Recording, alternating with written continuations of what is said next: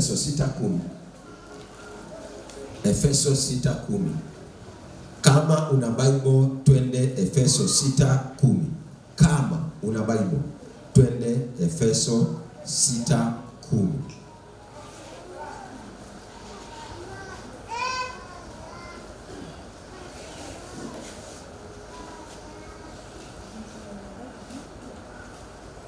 Umefika? Haya, 1, 2, 3.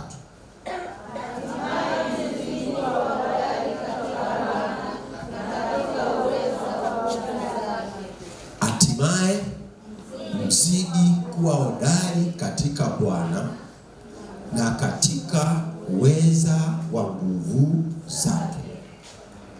Hatimaye mzidi kuwa hodari katika Bwana. Bwana huyu ni nani?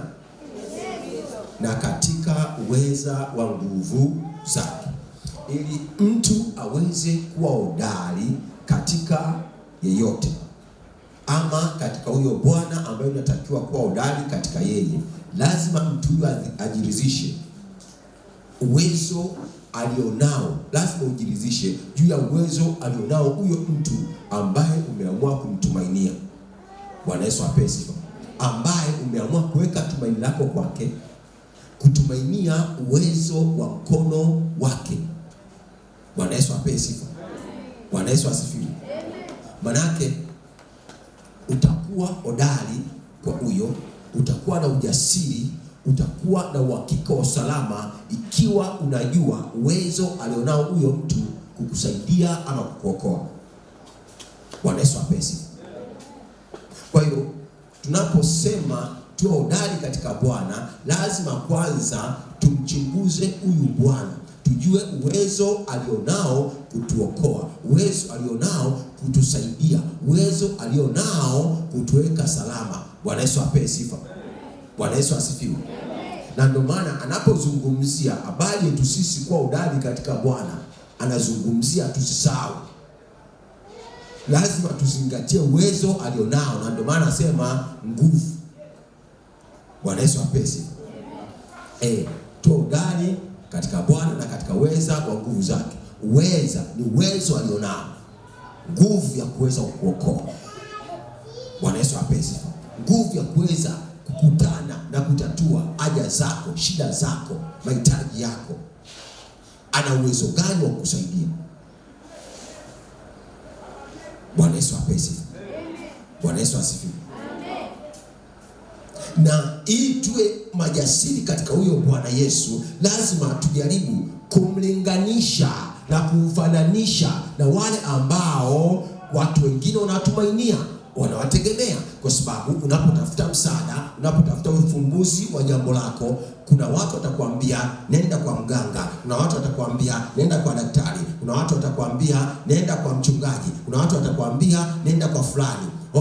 Utafika kwa mchungaji, atakwambia tatizo ili liishe lazima utoe 1,500,000.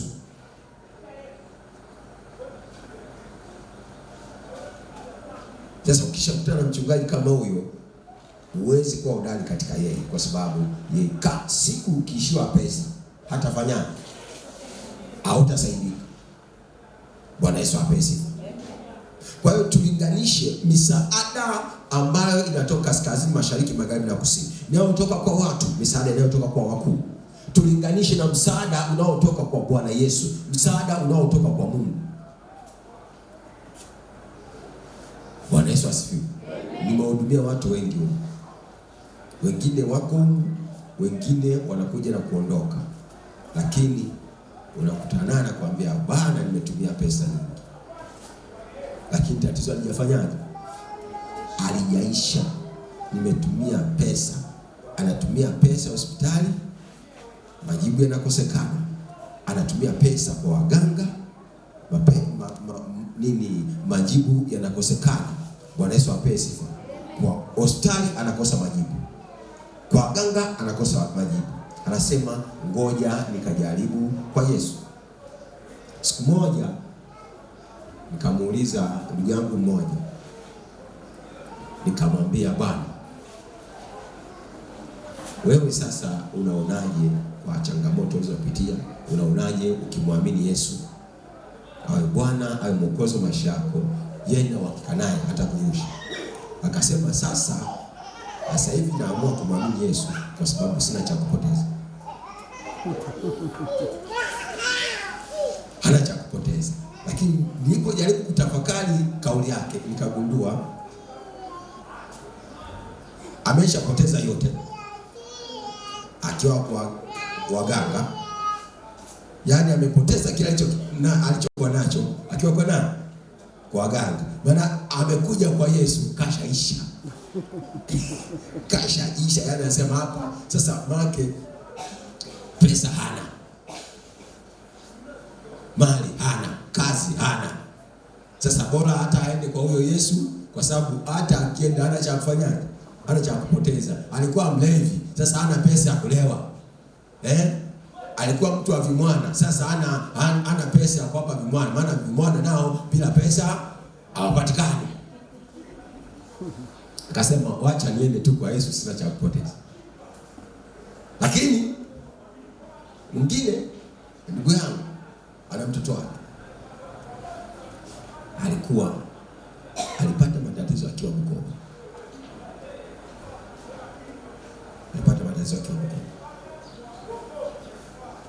Mtoto akienda shule anaanguka, hawezi kusoma. Sasa mmoja katika familia aliyekuwa anajua habari hizo akanipigia, akaniambia, hivi wewe unakuaje na amani, na wewe ni mchungaji na mtoto wa kwako mwenyewe wa ndugu yako anateseka? Nikasema jamani, mtoto gani? Fulani. Kaambia mimi sina habari. Anateseka sana. Mimi nikapiga simu. Habari za huko nzuri, vipi mtoto? Nimesikia hivi na hivi. Akasema kweli. Nikasema basi, hebu huyo mtoto mpakie kwenye basi aje. Nikabidhi huyo mtoto. Bwana Yesu atamponya. Akasema sawa. Akamchukua mtoto akampakia kwenye, wakati mimi namwambia nete kwa Yesu, yeye alishapata taarifa za mganga Dar es Salaam. Nikapiga simu. Nikasema siku pesa zikiisha utamleta. Sasa hivi amleti kwa sababu mna pesa. Sasa pesa siku zikiisha utamleta. Wakapambana, wakachangishana pesa, wapeleka huko na huko, share, akala hela kweli. Mwisho pesa zikaisha, wakaanza kukopa kwa mganga. Wanadai wana mganga wamekopa. Na mimi nilipopata hizo habari, niliposema hivyo nikakaa kimya. Walipochoka wakanipigia simu. Bwana, sasa tunataka tumlete. Nikasema sawa, mlete. Akaja hapa. Amehudumiwa hapa, amepona, amesoma, amemaliza masomo yake. Bwana Yesu apesi. Bila mia. Hakuna aliyesema mchungaji, sasa mtoto wa ndugu yako. Hakuna aliyesema mchungaji, bwana tumepoteza pesa kwa waganga mamilioni, sasa wewe chukua hata 20,000. Hakuna. Lakini kwa waganga wamepoteza pesa. Keki wamekula nyingi, lakini hawakufanyaje? Hawakusaidika. Bwana Yesu apesi. Sasa unapoambiwa uwe hodari katika Bwana, lazima upime huyo Bwana wako ana uwezo gani? Ana uwezo gani wa kukusaidia? Mipaka ya kusaidia, ukomo wa mipaka yake ni wapi? Bwana Yesu ape sifa. Mimi nataka nikuhakikishie kwa habari ya huyu Yesu tunayemhubiri habari mahali hapa. Huyo Yesu wa mahali hapa hajawahi kushindwa. Ni Yesu dhaifu, Yesu asiye na uwezo, Yesu asiyesaidia, Yesu asiyeweza kuokoa. Sijawahi kumuona na simuhitaji, kwa sababu Yesu wangu anaweza kufanya mambo yote, na ukiweka imani kwake unaweza kufanya mambo yote. Amesema kama mtaamini, hakuna neno ambalo halitawezekana kwenu. Una shida, uwe hodari katika Bwana Yesu. Una ugonjwa, ugonjwa uwe hodari katika Bwana Yesu. Kuna mama mmoja alikuwa anaitwa Hekima, ni Muha yule. Mungu unamfahamu? Hekima alikuwa na duka pale Mawenzi sokoni. Evodia atakuwa anamfahamu. Yule mama wakati tuko kule alikuwa anakuja amefunga ushungi. Alifunga ushungi kwa sababu gani? Alikuwa na goita. Wanasema goita. Alafu ile goita ameenda hospitali, wakamwambia hii haiwezekani kufanywa upasuaji. Kwa nini? Kwa sababu iko kwenye mishipa ya ufahamu. Haiwezekani. Kwa hiyo likazidi kukua, alafu ikafika mahali hata kula hawezi. Nimeziba njia. Akaja akaniambia nimeenda Muhimbili, sijui nimeenda wapi, nimeenda Mwanza, sijui Bugando, imeshindikana. Madaktari wamesema hatuwezi kufanyia upasuaji kwa sababu utakufa. Nikamwambia hautakufa, utapona. Amen. Bwana Yesu apewe sifa. Kaambia hautakufa, utapona. Tukaomba, alikuwa anakuja hapo tunamwombea ibadani kama kawaida. Anaombewa, anaondoka. Akapigiwa simu, njoo Kigoma. Akaenda Kigoma, akakutana na daktari, akamwambia hii unapona. Akamfanyia upasuaji. Alipokuja hapa nashangaa, wewe na mimi Hekima, mbona una ushungi? Yuko safi. Kwa Yesu apesifu. Kwa hiyo kwa Yesu hakuna jambo lisilo, hakuna gumu kwake. Hakuna gumu kwake. Kwa hiyo yupo kwa ajili yetu ili tunapokuwa na mambo magumu tumwekee yeye. Njooni kwangu enyi nyote msumbukao na kulemewa na mizigo. Bwana Yesu apewe sifa. Sasa huyu ndiye anayekueleza habari zake. Huyu ndiye ambaye kwa jina lake au kwa mamlaka ya jina lake tumetumwa mahali hapa. Huyu ndiye ambaye tunahubiri mamlaka yake hapa ulimwenguni. Alisema naenda zangu lakini naja kwenu, sitawaacha nyinyi yatima. Alikwenda akarudi katika Roho wake Mtakatifu, na leo anatenda kazi ndani yetu.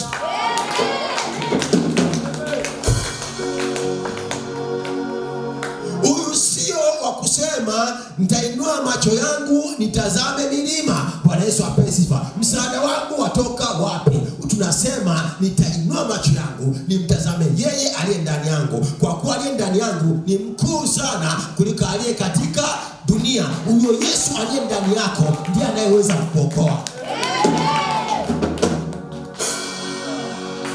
Yesu anaokoa akitokea ndani yako.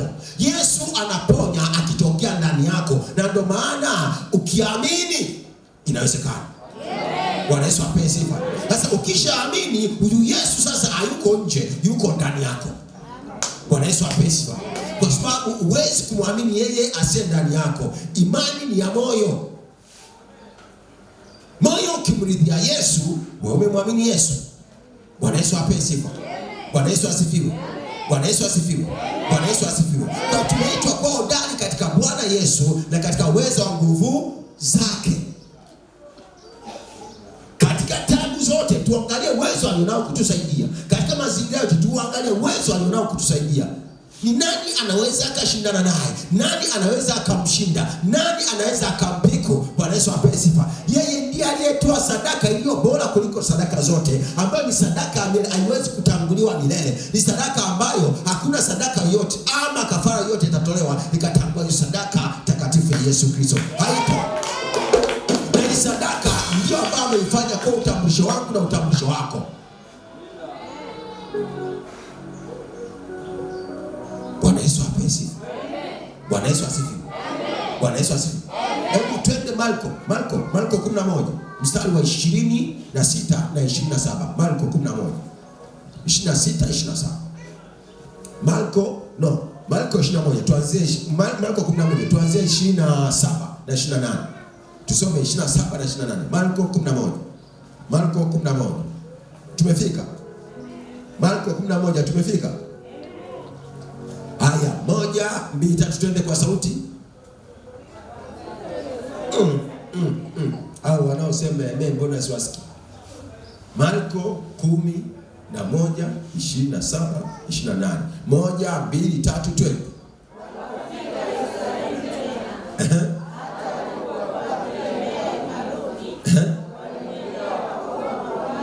Walimwendea wakuu wa makuhani na waandishi na wazee, wakamwambia, ni kwa mamlaka gani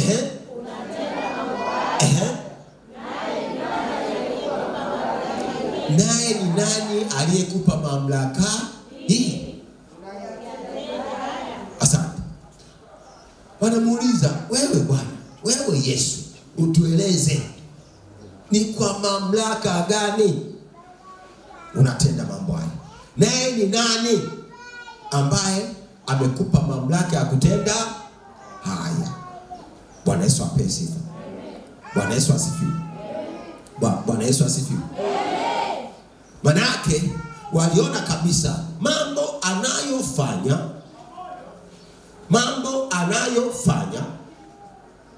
lazima kuna mtu yuko nyuma yake, lazima kuna nguvu iko nyuma yake. Manake walijua anao msaada ambao wao hawajagundua siri, hawajagundua unapatikana wapi. Bwana Yesu apewe sifa. Bwana Yesu asifiwe. Japokuwa hoja yao ilikuwa ni kumchallenge, ili wakijua anakopata msaada yamkini waelekeze nguvu zake kule, ili kuharibu msaada anaopata. Ingekuwa ni hapa duniani, wakijua unapata msaada kutoka kwa adiki, wanatamfuata usiku, wampe mlungula, Bwana usimsaidie yule. Au Bwana, na sisi tunakupa mlungula, tupe hiyo nguvu. Bwana Yesu apewe sifa. Jamani, Simeoni alisema alipoona watu wanapokea Roho Mtakatifu, akawaambia mitume, akawaambia, sasa na mimi niwape chochote, niwape fedha, nipe nini?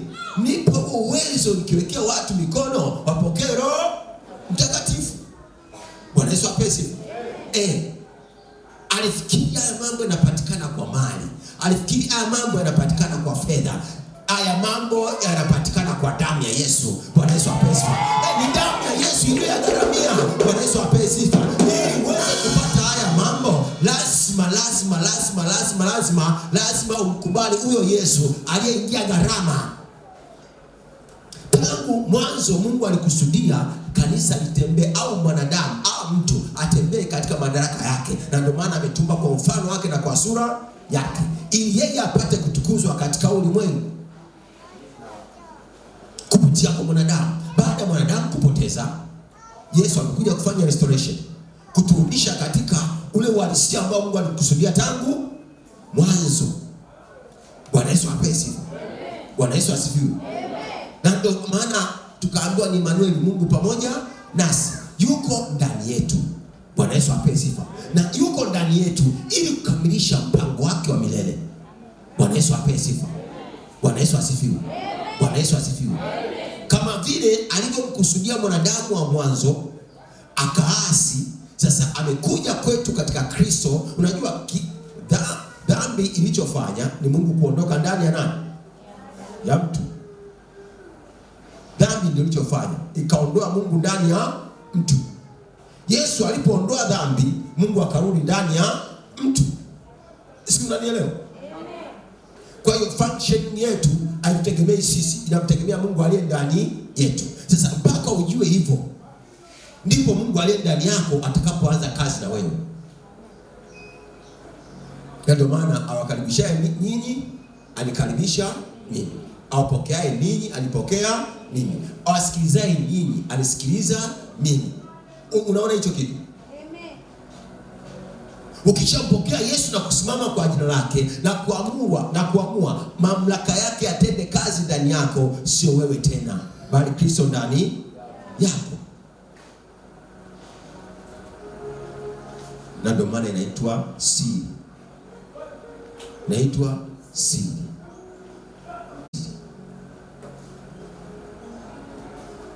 Ni siri kwa sababu watu wengi inakuwa ngumu kwao kupokea, lakini nafungua ufahamu wako kwa jina la Yesu upate kupokea, utembee katika hii madaraka kwa jina la Yesu. Najifunza.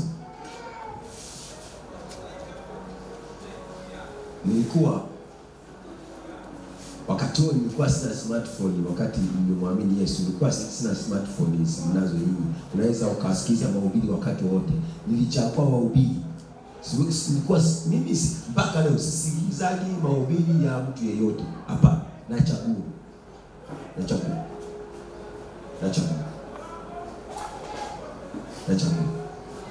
Kuna mahubiri nasikiliza nasema haya siwezi kusikiliza. Sisomaji kitabu chochote.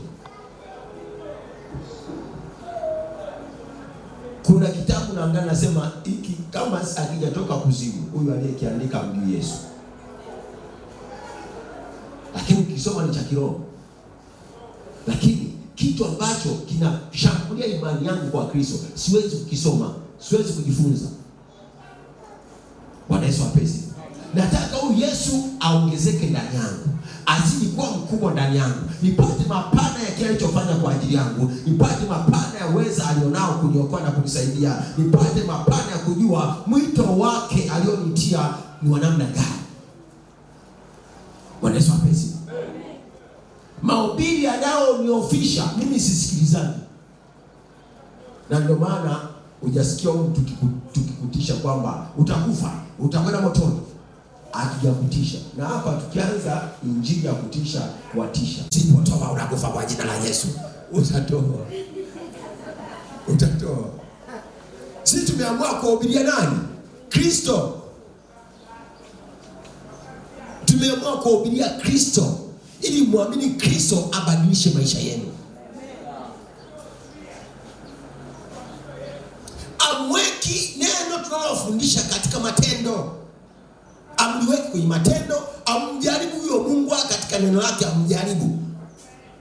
Changamoto ikija, mchungaji, weka neno la Mungu kwenye matendo. Amen. Muamini Mungu, mjaribu Mungu wako. Yeye amesema.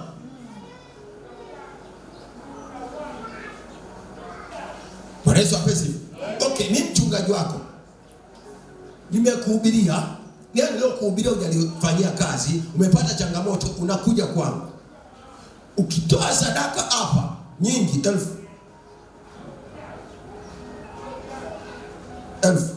Okay, unakuja kwangu, mimi sina kazi. Mimi kazi yangu ni hapa. Usiku niko hapa, mchana niko hapa. Unakuja nikusaidie. Mimi nakufundisha ili huyu Yesu mweke kwenye nini? Kwenye matendo, ajitukuze. Usimame hapa utoe ushuhuda kwamba Bwana alifundishwa hapa, nikamwamini na ameniokoa. Injili sio ingizwa kwenye matendo, haiwezi kuokoa. Injili, huyo Yesu ambaye ni wa kwako, unaye tu, unamjua akilini mwako, haiwezi kusaidia. Injili ya akilini haiwezi kumsaidia mtu. Injili ya moyoni ndio inayosaidia mtu. Kwa injili ya moyoni ndio inayofanya mtu achukue hatua. Jambo likija anasema, Yesu aliye ndani mwangu, ngoja nijaribu hivi. Bwana umesema hivi 1 2 3, nami naamini na kusadiki kwamba ndivyo ilivyo. Sitakufa bali nitaishi. Yesu anajitukuza. Yesu anafanyaje? Anajitukuza. Usipomweka kwenye vitendo, usipomwita. Ndio Mungu anasema katika Isaya 26, nafikiri Isaya 26 kama sikosa, utamokoa yule ambaye moyo wako umefanyaje? Asante. Ambaye moyo wako umekutumaini. Manake pamoja na kashikashi, pamoja na tabu, anasema Yesu ni nani? Ni Bwana. Anamngoja Bwana katika mambo yake, anamhusisha huyo Yesu katika mambo yake. Utamuona Yesu. Lakini vinginevyo utakuwa mtu wa kuonewa, utakuwa mtu wa kupigwa. Kama ni kurogwa utarogwa, kama ni kuangiwa utawangiwa. Na umeokoka, utachanjwa na umeokoka. Kuna mtu alikuja hapa wakati tuko kule, alikuja hapa akasema, mchungaji, kwangu silali. Alikuwa amepanga nyumba moja jirani hapa, sikwambii nyumba gani, ni jirani hapa. Mimi nikilala, nikiamka asubuhi, shuka langu lote limejaa mavumba.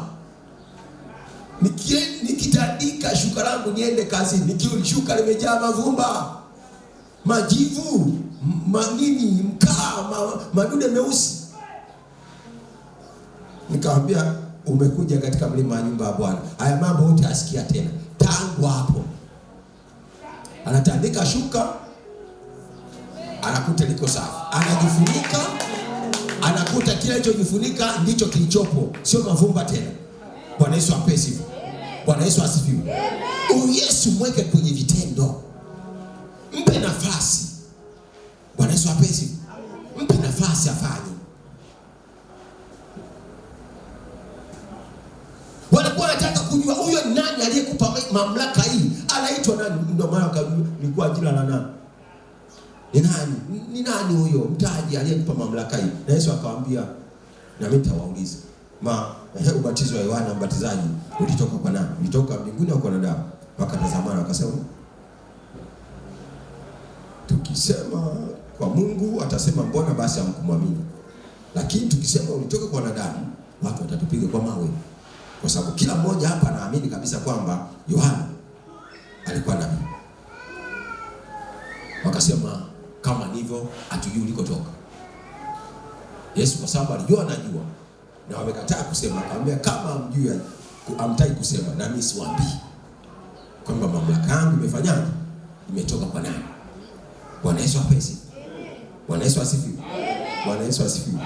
Ngoja nikwambie, wakati nimeokoka, nakumbuka nilienda kwenye semina ndio inaitwa Kana kwa mara ya kwanza. Kwa mara ya kwanza ndipo nilipojua kumbe wanaosemaga mapepo ni kweli. Maana siku hiyo nilipuka mapepo. Tulipoenda kwenye huduma, tumeenda kwenye huduma, wakasema ni safari ni safari ya watatu.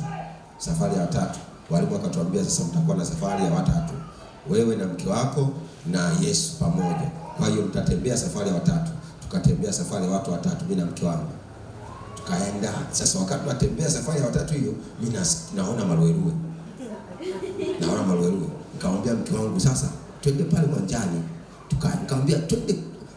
Nikaona walimu wako kule. Nikaona sasa safari ya kwenda kule itakuwa ngumu sana.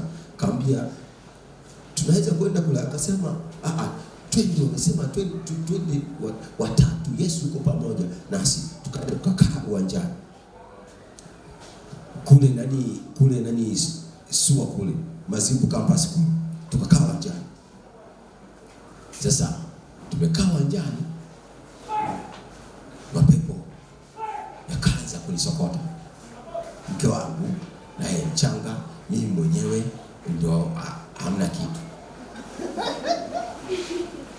Mapepo yakaanza kunguruma hapo, tumbo linyajamu kama mpira. Mke wangu kachukua Biblia akaweka juu ya tumbo.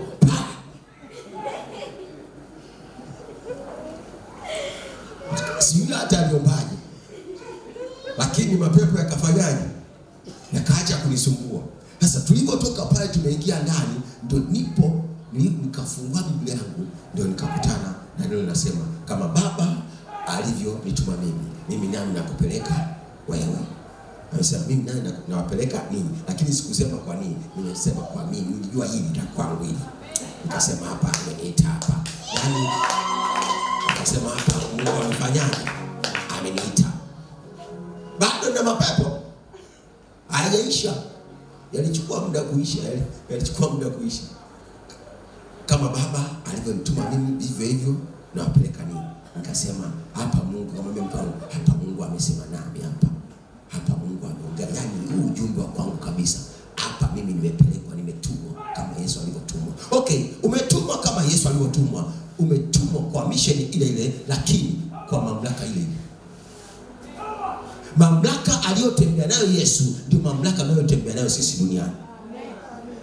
Na ndio maana baada ya kusema nimepewa mamlaka yote mbinguni na duniani, ndipo akasema enendeni ulimwenguni mote. Bwana Yesu apesi. Kwa nini? Kwa mamlaka yake. Kwa mamlaka yake. Na ndio maana akasema semeni kwa jina langu. Kwa jina langu mtatoa pepo. Kwa jina langu mtaweka mikono juu ya wagonjwa nao watapata afya. Kwa jina langu hata mkanywa vitu vya kufisha havitafanyaje? Havitawadhuru. jina langu mtashika nyoka, hawatawadhuru. Bwana Yesu asifiwe. Sio kwa jina la mchungaji, sio kwa jina la nabii, sio la askofu, wala sio kasema kwa jina la Mungu wangu. Hakuna kwa jina la Mungu wangu, ni kwa jina la Yesu. Miungu wako wengi wana majina yao, na si Mungu wetu na jina lake, na katika hili jina ndimo mamlaka yake ilimo. Tunapoitia hilo jina, manake tumesimama kwa mamlaka yake na kwa jina lake na kwa nguvu zake. Na ndio maana iweje hodari katika Bwana na katika uwezo wa nguvu zake. Unapoliita jina la Yesu, mamlaka ya Kristo inatenda kazi ndani yako. Unapolitaja jina la Yesu, Yesu anakuwa kazini pamoja na wewe. Bwana Yesu apewe sifa. Bwana Yesu asifiwe. Bwana Yesu asifiwe. Usiogope kulitia jina la Bwana, ila ujiadhari. Kila atakayelitia jina la Bwana afanyeje? Aache uovu. Kila atakayelitia jina la Bwana afanyeje? Aache uovu. Kwa nini? Kama umeamua kuwa mwovu na unalitia jina la Bwana, hilo jina litakuokoa, hilo jina litakusaidia. Na ndio maana amesema iweni watakatifu, kwa sababu Bwana aliyewaita ni nani? Ni mtakatifu. Na huo utakatifu ameugharamia, ameununua kwa ajili yangu na kwa ajili yako. Aliingia gharama watakatifu wa Mungu. Aliingia gharama, alipokea mateso, alikufa kwa ajili ya hiyo gharama, kwa ajili ya kulipa hiyo gharama, ili mimi na wewe tuweze kusimama kwa mamlaka yake, pasipo dosari, pasipo dhambi, pasipo kunyanzi, katika hali ya utakatifu. Sio tuliogharamia sisi, sio tuliopata kwa hekima yetu, ule aliogharamia yeye mwenyewe kwa ajili yetu. Bwana Yesu apewe. Bwana Yesu asifiwe. Bwana Yesu asifiwe. Kwa hiyo hii mamlaka tunayotembea nayo ni ya kwake mwenyewe. Ni mamlaka ya Kristo. Ni mamlaka nani? Ya Kristo. Ni nguvu ya Kristo. Ni mamlaka ya jina lake. Haleluya. Haleluya. Haleluya. Haleluya. Hii mamlaka inatenda kazi ndani yako. Kwa nini haya ambayo tunaona kanisani katika Matendo ya Mitume atuone kanisani leo? Huyu Yesu kabadilika. Kwa tangu hapo nikaanza kusearch, kutafuta ukweli. Wengine wakaniambia haya mambo yaliishia kwa mitume. Lakini niliposoma Bible nikakuta siombei hawa tu, bali na wale watakaoniamini kwa neno lao. Nikajua hao wanaoniambia ameishia mitume ni waongo.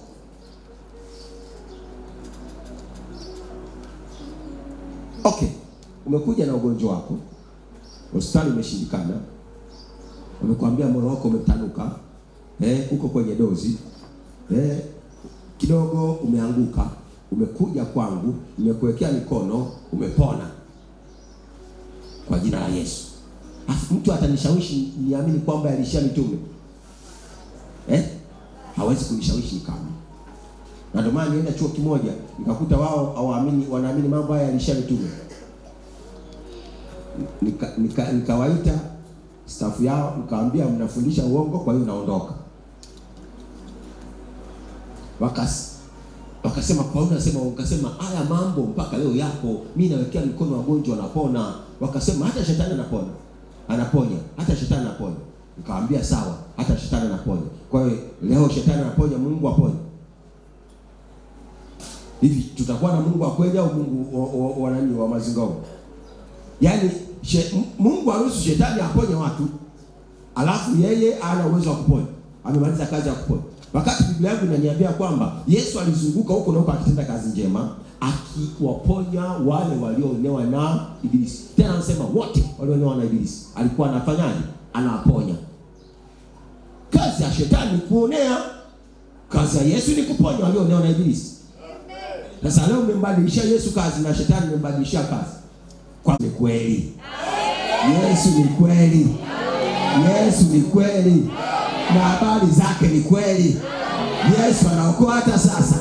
Yesu anaponya hata sasa. Yesu anabariki hata sasa. Hakuna ugonjwa ama tatizo ambalo Yesu hawezi.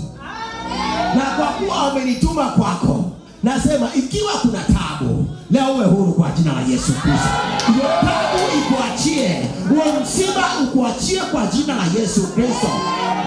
Ikiwa kuna teso, nasema na hilo teso ni saa ya kuondoka kwa huyu mtu katika jina la Yesu Kristo. Yesu ni kweli, Yesu ni halisi. Bwana Yesu apesi.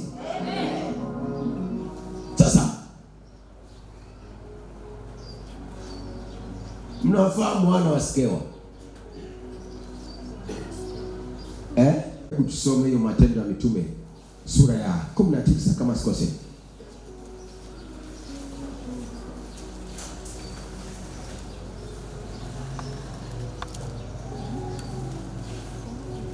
Tuanze mstari wa 14.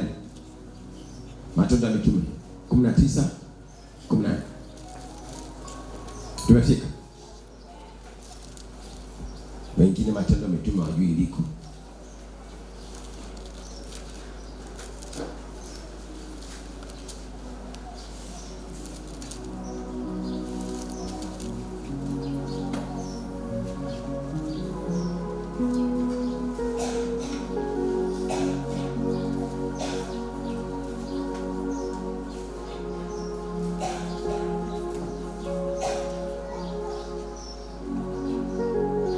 Tumefika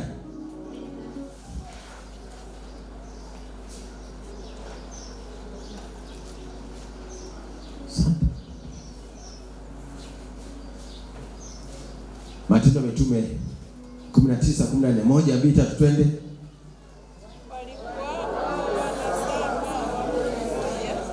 Tusome kwa sauti moja. 1, 2, 3 twende.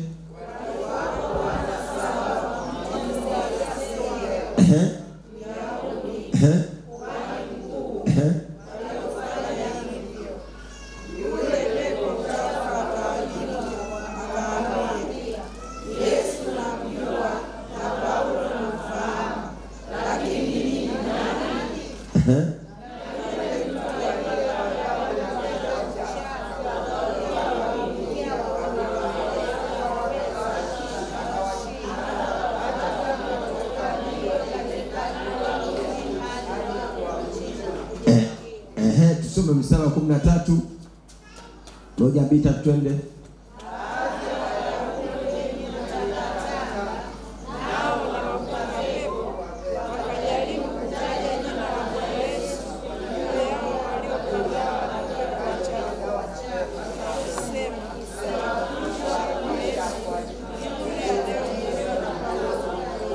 Subiri.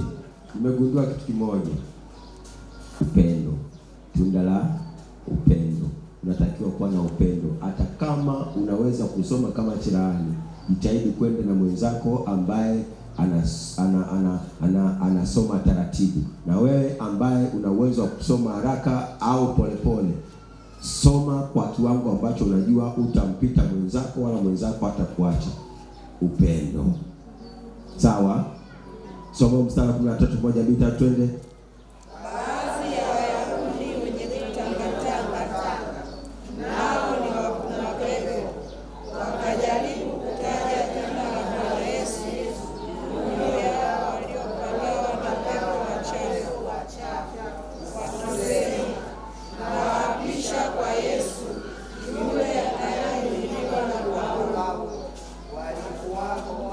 Hiyo tushasoma mstari wa 18. Bwana Yesu ape sifa. Hawa jamaa hawako tunamjua, lakini nini kina nani? Bora tukiangalia kwenye ramani ya Yesu amo. Tunaangalia ndani atumuoni Yesu. Tukiangalia ndani ya Paulo tunamkuta nani? Yesu. Tukimtazama Yesu tunamkuta Paulo yuko ndani ya Yesu. Lakini nyinyi ndani ya Yesu hampo na Yesu wala haiko ndani yenu. Sasa tuambieni, mmetoka wapi? Mpaka mje kutufukuza sisi mapepo, nyie mmetoka wapi? Kwa hiyo kwa mapepo nao wana akili. Wanajua Biblia. Na ndio maana wale wa Mgrasi walimuuliza Yesu, unataka kutuondoa ndani ya mtu kabla ya muhula wetu? Walikuwa wanajua kwamba wewe Yesu ndio unayo mamlaka ya kututoa, lakini huu ni uonevu unafanya. Muhula wa kututoa sisi bado, mpaka uende msalabani. Tunajua tutatoka, lakini ukishaenda msalabani. Lakini kwa sababu Yesu ni Mungu tangu mwanzo, akawaambia tokeni. Kwanza wakamsihi, basi turuhusu tuwaingie wale Mungu. Yesu akawaruhusu, akawaingia. Bwana Yesu apesi. Lakini nao walikuwa na ufahamu. Na sasa hata shetani leo anaofahamu kwamba majira yake kwako yamekoma. Baada ya huo msalaba majira yamefanyaje? Yamekoma. Ndio maana akamwambia Yesu, tunajua una uwezo wa kutoa, lakini muhula bado. Kwa nini unataka kutoa kabla ya muhula wetu? Unatutesa kabla ya muhula wetu. Sasa manake muhula tayari. Mwambie jirani yako muhula tayari. Mwambie jirani yako muhula tayari. Wanajua ni saa ya mateso kwao. Wanajua ni saa ya kuondoka kwao. Wanajua hawana haki ya kukaa kwako. Kwa hiyo waondoke. Wanajua kwamba muhula wetu ulikoma pale msalabani. Muhula wao kutesa maisha yako ulikoma pale msalabani. Na ndio maana ile damu ya Pasaka, Kutoka 2:2, mwezi utakuwa mwanzo wa miezi, utakuwa mwezi wa kwanza wa miaka. Bwana Yesu apesi. Hawa jamaa hawakumjua Yesu, lakini wakajaribu kupunga pepo kwa jina lake, wakajaribu kutumia madaraka yake, wakaamua kutumia mamlaka yake. Hiyo mamlaka haikufanya kazi kwao. Kwa nini? Kwa sababu walikuwa hawana huyu Yesu. Lakini wewe unaye huyo Yesu. Tumia hiyo mamlaka, tumia hayo madaraka.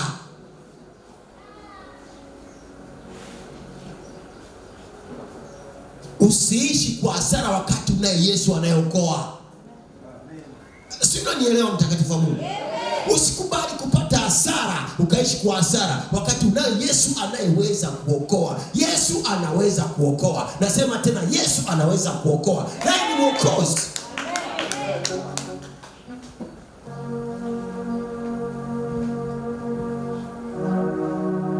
Yesu ni kweli. Mwambie jirani yako, Yesu ni kweli.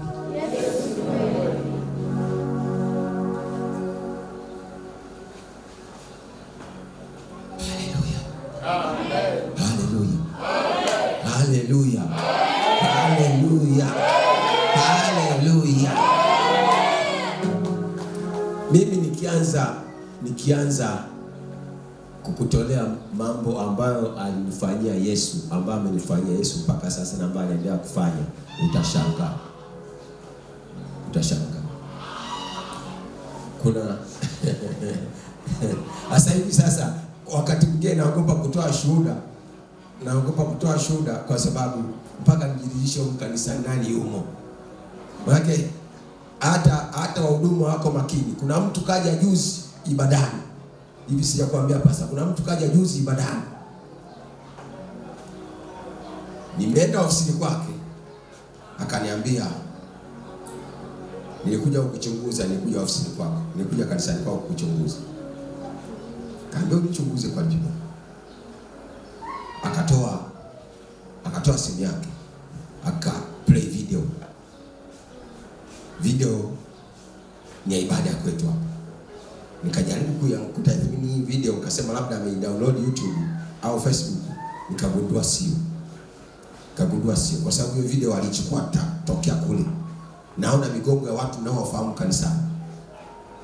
Maana amekuja, amehudhuria ibada, amechukua video, ameondoka, hakuna aliyejua kwamba kuna mtu. Hakuna aliyejua kwamba tuna mtu wa namna hii. Bwana Yesu apesi. Jina Bwana Yesu libarikiwe. Lakini Mungu vatila, kama kuna makonde wangepiga makofi. Yaani Mungu wetu anatisha. Bwana Yesu apesi. Matendo yake ni ajabu sana. Anaitwa Yesu. Amen. Mungu wetu anaitwa Yesu. Amen. Wewe ukasema Yesu ni mwana wa Mungu, wewe muite mwana wa Mungu. Lakini Yesu ni mwana wa Mungu na ni Mungu. Amen. Unanielewa? Anasema kwa habari ya malaika, neno linasema afanyaye malaika kuwa pepo. Lakini kwa habari ya mwana anasema kiti chako cha enzi Mungu ni cha milele na milele. Bwana Yesu apewe sifa. Natamani uamue kumwamini Yesu kweli kweli na kutembea katika mamlaka yake. Matendo ya Mitume sura 4.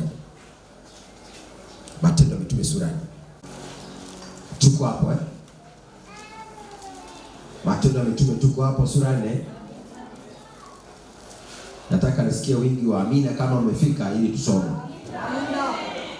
Haya, tuanze kwa sababu ni kipande kirefu kidogo.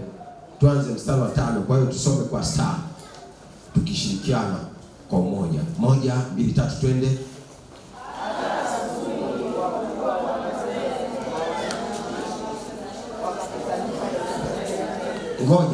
Ngoja. Hebu soma hicho kipengele cha kwanza. Hata asubuhi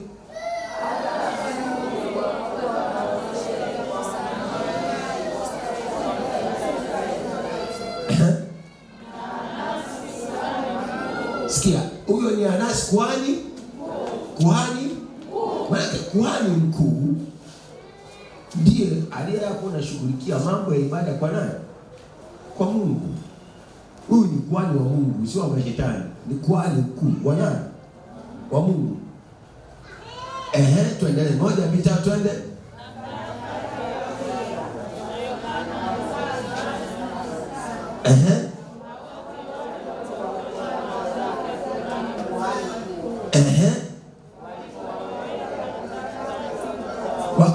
Wakawaita nani? Petro na Yohana kwa kesi iliyotokea katika sura 3 ya kuponywa kwa yule kiwete tangu kuzaliwa aliyekuwa anakaa katika mlango mzuri akiomba sadaka. Hiyo ni kesi ambayo imekuja mpaka hapo. Wakaweka kati, wakasemaje? 1, 2, 3 twende. Sikia, kwa nguvu gani? Kwa nguvu gani? Na kwa jina la nani? Bwana Yesu apewe sifa. Mamlaka ni nguvu. Kule tumeambiwa kwenye Marko 11:27-28 tunaulizwa ni kwa mamlaka ya nani? Na nani aliye mamlaka hii? Hapa tumesema mamlaka ni nguvu.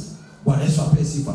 Na sasa mamlaka ni nguvu, tuache haya mengine. Ni nguvu ya kuamuru ama kutoa maamuzi ama kushurutisha utii. Bwana Yesu apewe sifa.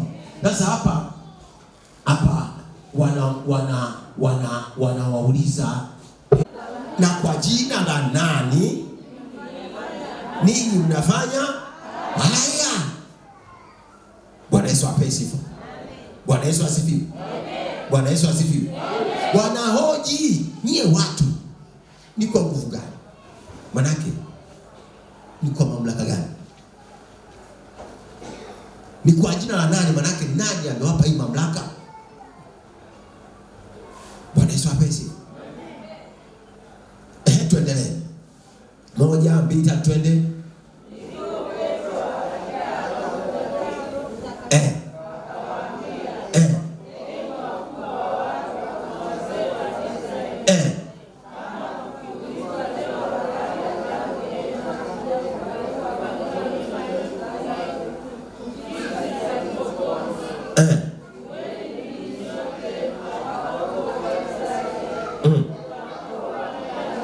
Kwamba ni kwa jina la Yesu.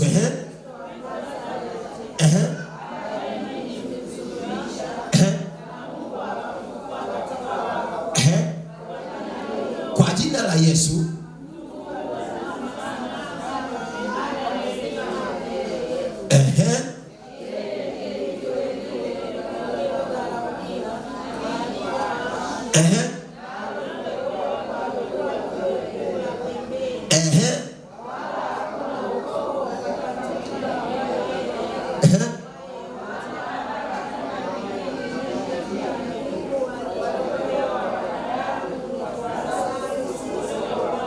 Asante. Bwana Yesu apewe sifa. Anasema nyinyi mnataka kujua ni kwa jina la nani, kwa mamlaka gani? Jueni sasa ni kwa jina la Yesu wa Nazareti, ambaye nyinyi mlimsulubisha, lakini Mungu akafanyaje? Akamfufua katika wafu. Mjue kwamba kwa jina hilo mtu huyu anasimama hali mzima mbele yenu. Bwana Yesu apewe sifa. Kwa hiyo huyo ambaye kwa jina lake yule kiwete alisimama, hata wakuwa makuhani wakastaajabu na wazee, huyo ndiye ambaye yuko mahali hapa kuisimamisha ndoa yako. Huyo ndiye yuko mahali hapa kuisimamisha kazi yako. Huyo ndiye yuko mahali hapa kuisimamisha afya yako. Huyo ndiye yuko mahali hapa kusimamisha elimu yako. Huyo ndiye ambaye kwa jina lake wewe unatembea. Kwa jina lake wewe unapata afya njema. Kwa jina lake wewe unaoa na kuolewa. Kwa jina lake watoto wako wako salama. Katika jina la Yesu Kristo. Nataka niseme nini? Hata kama ndoa yako iko taabuni kiasi gani, wanasema sio kwamba iko ICU, iko mochwari. Anayefufua wafu ni Yesu peke yake. Kwa jina lake ndoa yako unaifufuke. Kwa jina la Yesu Kristo wameshaandika mikono yao, wanaandika madaktari nini bwana siwaelewaje. Wanaandika vitu visivyosomeka vizuri, alafu wanasema huyu bwana ni wakufa. Huyu bwana apelekwe nyumbani asubiri kufa tu. Huyu bwana atoke India arudi Dar es Salaam, arudi Morogoro, arudi Mwanza asubiri kufa tu. Wao wameandika Yesu anafufua. Natangaza uzima kwa huyo mtu katika jina la Yesu. Yesu alipomwambia kwamba sasa wewe ndio ulisema wewe ni mwana wa Mungu, sasa uko msalabani, shuka tukuamini. Yesu hakushuka. Bwana Yesu apewe sifa. Akasubiri afe kabisa, wakatangaza amefariki. Bwana Yesu apewe sifa. Yesu hakufanya chochote, akasubiri wampeleke wapi? Kaburini. Akawaacha wakaweka na jiwe, akawaacha na giza likaingia, akaacha usiku wa manane ukaingia. Bwana Yesu apewe sifa. Mchana ukaingia, usiku ukaingia, siku ya tatu alfajiri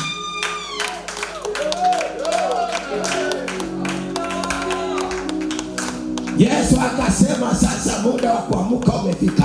Akaamka kama mtu anayetoka kwenye usingizi, akafungua mlango kama vile wanafungua mlango wa chumba. Bwana Yesu asifiwe. Bwana Yesu asifiwe. Nasemaje? Hata kama hiyo ndoa yako iko kwenye sanda, Yesu anafufua. Na kwa jina lake natangaza hiyo hai. Kazi yako hiyo hai. Afya yako hiyo hai. Ndoa yako hiyo hai. Elimu yako hiyo hai. Katika jina la Yesu Kristo.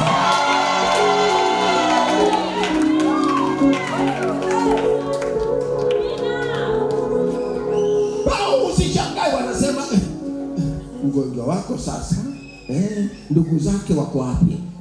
Wewe nani wake? Sekecho brata. Bwana Yesu apewe sifa. Bwana Yesu asifiwe. Ngoja nikwambie, ukiona ujue au yamewachanganya yako juu ya hekima yao. Bwana Yesu apewe sifa. Wewe utakapotoka umesema Bwana Yesu umesema kwa jina lako mimi nitasema kwa lugha mpya. Na yeyote anayesema kwa lugha mpya asemi na wanadamu. Muda wa kusema na madaktari umeisha. Mtu anayesema kwa lugha anasema na Mungu, kwa sababu hakuna asikiaye, bali anasema na mambo ya Mungu, mambo ya siri katika moyo wake. Bwana Yesu apewe sifa. Bwana anasema ni saa ya kusema na Mungu mambo ya siri katika moyo wako. Bwana Yesu apewe sifa. Bwana Yesu asifiwe. Inawezekana wakati huo hauna cha kuomba, hauna cha kusiri wala kukemea, unaingia rohoni mpaka sasa mosho mpaka sasa.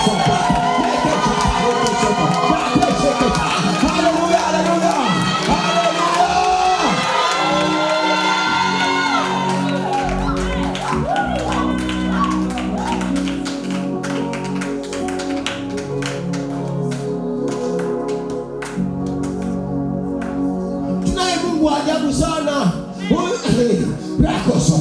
Kwa nikwambie, Yesu Kristo anasema utakapoifanya nafsi yake kwa dhabihu kwa dhambi zake, ataona uso wake, ataishi siku nyingi, na mapenzi ya Baba yake mbinguni yatafanikiwa mkono mwake. Bwana Yesu apewe sifa. Anasema ataona mazao ya taabu ya nafsi yake na kuridhika. Anasubiri watu wampokee nini? Watu waamue kunufaika na kinachofanya msalabani kwa ajili yao. Ili apate kuona mazao ya taabu ya nafsi yake. Aseme sikutaabika bure. Sikuhangaisha bure. Mateso yangu hayakuwa bure. Nasema kwa maarifa yake mtumishi wangu mwenye haki atawafanya watu wengi kwa wenye haki, kwa sababu atachukua maovu yao. Kristo amechukua maovu yako. Ili usipese na shetani. Ili usipese na shetani. Kwa jina la Yesu. Nasema mizimu. Nasema mizimu. Isaia kuondoka. Achia Yesu Kristo.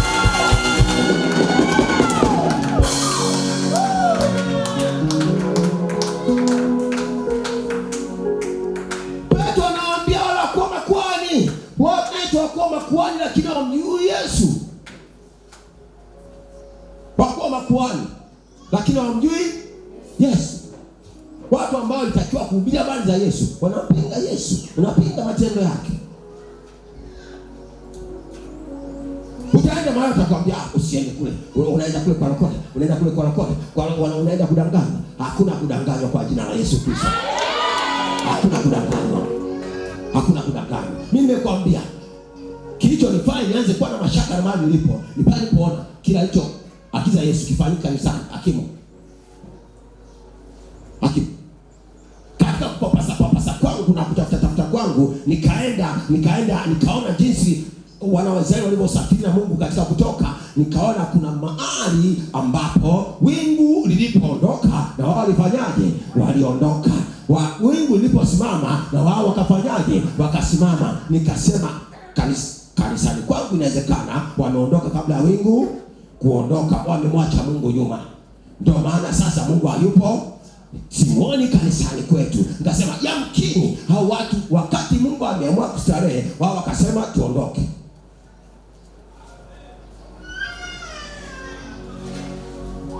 Lakini Mungu wa Matendo ya Mitume ndio Mungu wetu leo.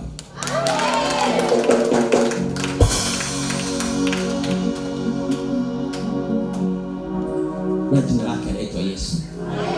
Alitoa mwanadamu kama mimi na wewe ili atutoe katika nguvu za Ibilisi. Haleluya. Twende Danieli tumalizie hapo tuombe. Danieli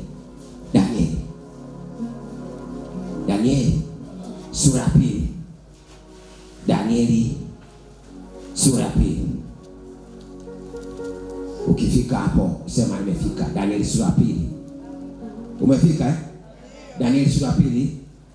Twende mstari wa 30 wa 43.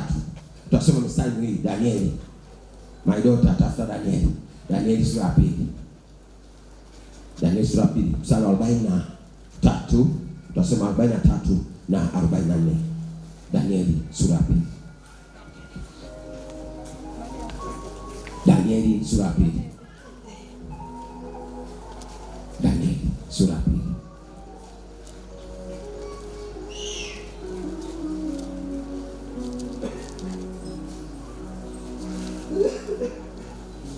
Are you there?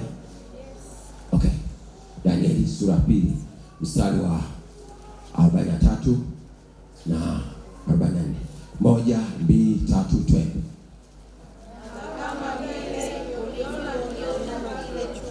Sauti zenu ni nzuri lakini nimezifanya ziwe chini. Hebu ongeza volume kidogo.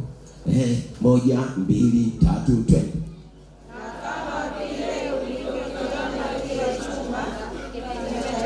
Kile chuma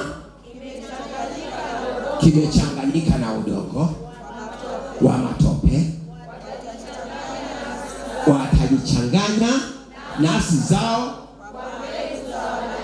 kwa mbegu za lakini hawatashikamana kama vile chuma kisichoshikamana na udongo. Bwana Yesu apewe sifa. Bwana Yesu asifiwe. Hapo alikuwa anaongelea zile falme nikana. Bwana Yesu apewe sifa. Wamechanganyikana. Lakini pamoja na kuchanganyikana hawatashikamana. Bwana Yesu apewe sifa. Huu ndio ujumbe kwako katika mamlaka wakati uwepo wa Kristo, na achilia neno la unabii juu yako kwamba ikiwa ni adui, ikiwa ni mizimu, ikiwa ni uchawi, ikiwa ni uganga, ikiwa ni umaskini, ikiwa ni ufukara, ikiwa ni mateso, ikiwa ni maradhi, watajichanganya, watachanganyikana, lakini hata hivyo hawatashikamana. Watasema wanaleta vidonda vya tumbo, watasema wanaleta kifadulo, watasema wanaleta kansa, lakini havitashikamana, havitakuwa na uwezo juu yako. Watasema wanaleta umaskini, lakini havitashikamana, havitakuwa na uwezo kwako. Bwana Yesu apewe sifa. Bwana Yesu asifiwe. Havitakaa kwenye hema yako, havitakaa kwa watoto wako. Ngoja nikwambie, au kuitwa kuwa maskini, au kuitwa kuwa fukara, au kuitwa kuwa mgonjwa, au kuitwa kutembea katika hali ya kuteswa. Umeitwa kuishi katika hali ya utukufu ili kazi ya msalaba iweze kustajabiwa. Kwa sababu mateso hayatakuwepo kwako, wala kwa mzao wako, wala kwa watoto wako, au ambao walitumikisha babu zako na wajomba zako na nyanya zako, au waliowatumikisha. Sasa kwa kazi ya msalaba wamefika kwenye ukomo. Bwana Yesu asifiwe. Mateso yamefika kwenye ukomo.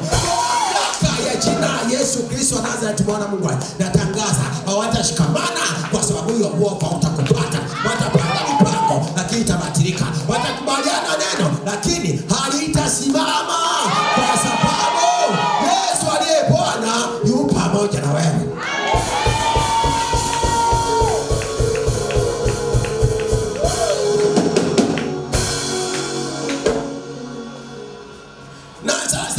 Nasema wewe ugonjwa hauwezi kushikamana tena mwili wako.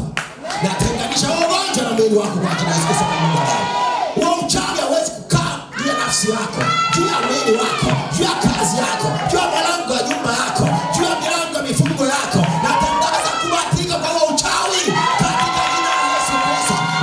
Ngoja nikwambie, wachawi sasa hawana pa kukanyaga. Sasa tunaroa Mungu aliye hai. Sasa tunaweza tukasimama mbele za Mungu tukaomba kwa ajili ya wachawi. Bwana Yesu apewe sifa. Tukaomba kwa ajili ya wachawi. Naweza kusimama kwa ajili ya Bwana Mungu wetu tukatangaza wachawi waokolewe, nao wataokolewa kwa jina la Yesu Kristo. Tunaendelea kusoma, ni wakati wa maombi. Mstari wa 44. 1 2 3 twende watakatifu wa Mungu. Na katika siku za wafalme hao, manake nini? Au waliokuwa wakitawala nyumba ya baba yako, au wanaosema sisi wanatawala mto ukoo, au wanaosema jina lako limeandikwa kwenye kitabu chao. Nasema kwa jina Yesu, kwa damu Yesu, limefutwa kwenye kitabu chao, limeandikwa kwenye kitabu cha uzima wa milele. Limeandikwa sio katika ukoo wa Yesu, katika ukoo wa Roho Mtakatifu aliyemtia mimba Roho Mtakatifu, nani Bikira Maria, hata akazaliwa Yesu. Haleluya, haleluya. DNA yangu sio ya Bruce. DNA yangu sio ya Mgera. DNA yangu ni ya Kristo.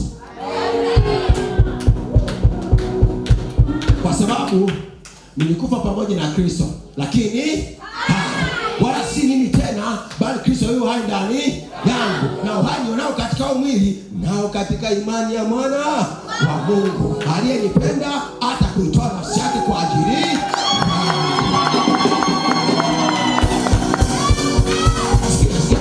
Anasema sibatili neema ya Mungu. Sitafanya neema ya Mungu iwe kitu kisichokuwa. Natangaza kwamba katika leo yangu na kesho yangu naitambua neema ya Mungu, kwamba imenipusha kwenye mateso, imeniwezesha katika yale yasiyowezekana kwa akili yangu, isiyoweza kwa elimu yangu, isiyoweza kwa fedha yangu na kwa mali yangu. Sina kiongozi serikalini, lakini neema ya Mungu iko serikalini. Bwana Yesu asifiwe.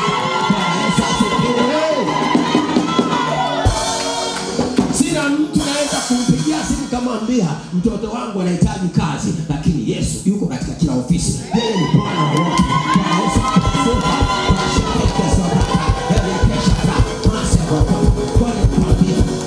Watakwambia katafute kansela. Huyu ndugu yako, mtoto wako, mume wako, mke wako anakula madawa ya kulevya. Katafute kansela. Mimi sina kansela. Bwana Yesu apewe sifa. Kansela wangu ni Roho Mtakatifu. Bwana Yesu apewe sifa.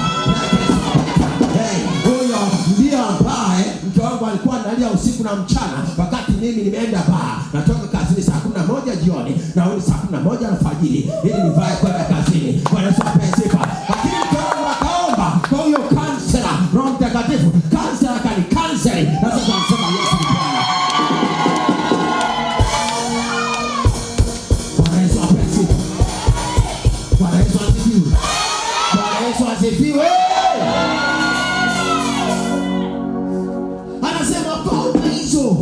waliotupeleka kwenye ulevi, falme hizo, wafalme waliotupeleka kwenye uzinzi, wafalme hao waliosimamia laana za kutokuzaa, za kutokuoa, za kutokuolewa, za mitaa, wafalme hao waliosimamia umaskini, waliosema hautajenga nyumba ya bati na bloko, wewe utajenga nyumba kama kichuguu, udongo kuanzia chini mpaka juu, halafu utaingia kama vile unaingia kwenye mtego. Bwana Yesu apewe sifa. Yesu alikuja kukansel. Bwana Yesu apewe sifa. Ametutoa chini ya mamlaka yao miungu, au watawala ametutoa chini yake.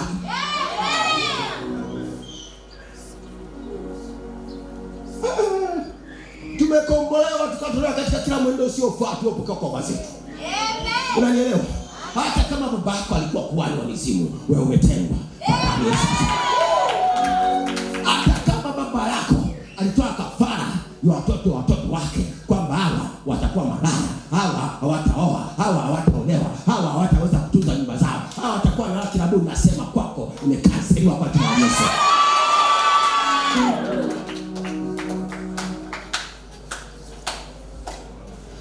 Tunaendelea. Tuanze upya mstari 44. 1, 2, 3 twende.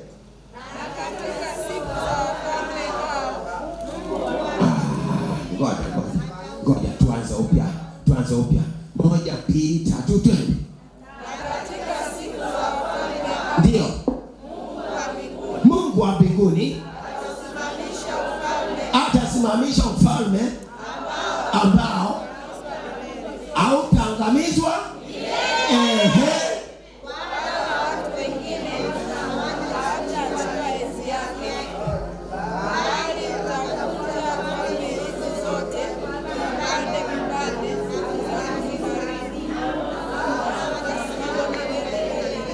Hallelujah. Hallelujah. Hallelujah. Hallelujah. Anasema na watu wengine hawataachiwa enzi. Bwana Yesu apesi. Anasema akisha kuzivua enzi na mamlaka na kuzifanya kuwa mkono kwa ujasiri, akishangilia katika msalaba. Bwana Yesu apesi. Hapa anasema na watu wengine, haijalishi ni mbonde, haijalishi ni ngoti, haijalishi ni Kimaro, haijalishi ni Rwanda, haijalishi ni Mgera, haijalishi ni Sikopero, haijalishi ni nani, si Bunda, si nani, si nani, watu gani wataja ambao walikuwa kisumbua kwako, hawataachiwa enzi utawala, hawataachiwa utawala juu yako. Bwana Yesu apewe sifa. Na amesemaje? Anasema zote zitapondwa.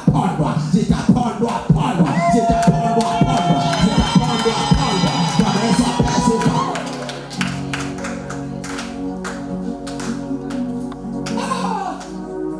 Hallelujah. Sijui unanielewa? Sijui hatuwezi kumwachia huyu sijui tu, hatuwezi kumwachia huyu, tumepewa sijui huyu sijui kuna sadaka ni moja tu ya damu ya Yesu Kristo.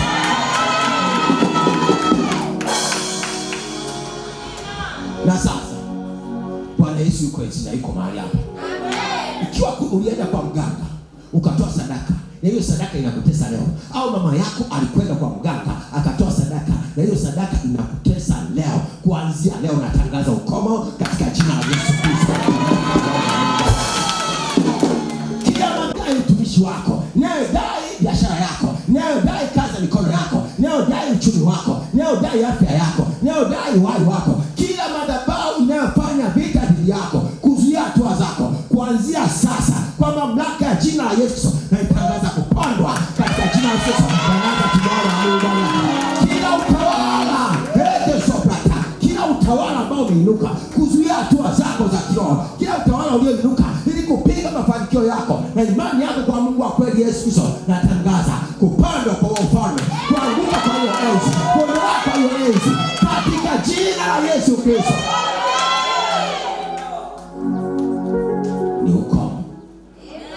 Ni ukomo wa mateso, ni mwanzo wa mema. Ni ukomo wa mateso, ni mwanzo wa mema. Ni ukomo wa mateso, ni mwanzo wa mema katika jina la Yesu. Amina itoshi, sema amina.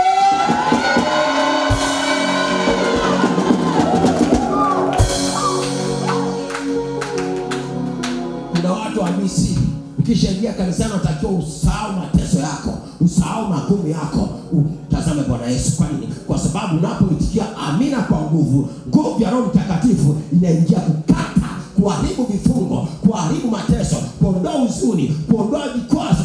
Roho Mtakatifu. Lakini lazima uonyeshe ushirikiano na yeye. Bwana Yesu apewe sifa. Jina la Bwana Yesu libarikiwe. Simama kwa miguu yako.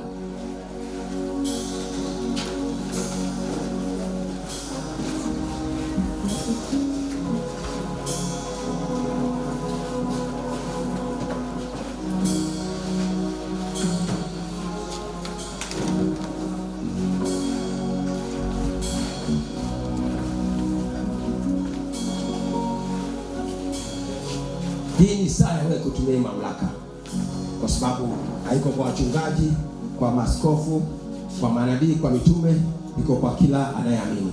Bwana Yesu apewe sifa. Ni saa ya kushughulika na mambo yako.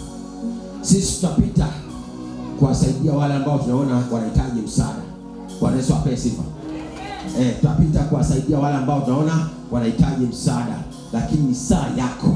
Nataka nikwambie, kama una vidonda vya tumbo, kama una kisukari, kama una TB, sijui kama una ugonjwa wote, sijui typhoid, sijui nini, sijui sugu, UTI sugu, una nini, una kansa, una nini, ni saa ya hayo madudu kukuachia. Huo ni uchafu, huo ni unevu wa ibilisi, na Yesu yuko kazini mahali hapa kuhakikisha kwamba huo unevu unaondoka kwako. Bwana Yesu apewe sifa. Bwana Yesu asifiwe. Sema Baba wa mbinguni, katika jina la Yesu ninakushukuru kwa ajili ya mamlaka yako ya mbingu zako, mamlaka ambayo umeweka kwetu kwa imani katika jina la Yesu, na umetupa jina lipitalo kila jina, ni jina ambalo kila mtu chini ya mbingu inampasa kuokolewa kwalo. Kwa sababu hiyo, nami naipokea mamlaka, naikubali mamlaka, na ninakubali kutembea ndani yake katika jina la Yesu. Natangaza uvuli wa hii mamlaka ya Kristo uko ndani yangu, na huo uvuli umenifunika.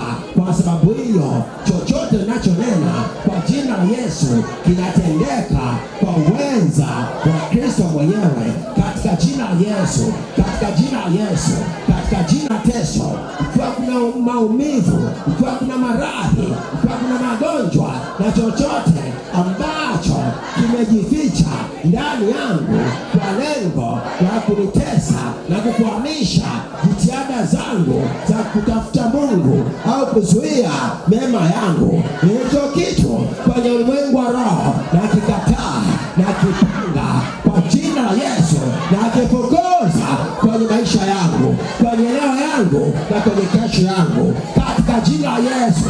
Ewe adui, popote ulipo, uwe maradhi, uwe ugonjwa, uwe udhaifu, uwe laana, toka kwa jina la Yesu.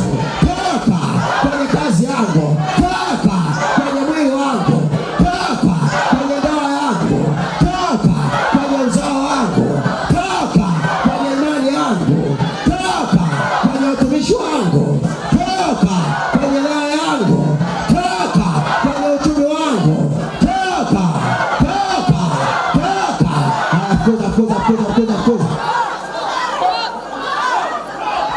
Fukuza kwa jina la Yesu. Unapofukuza, haya mambo yanaondoka.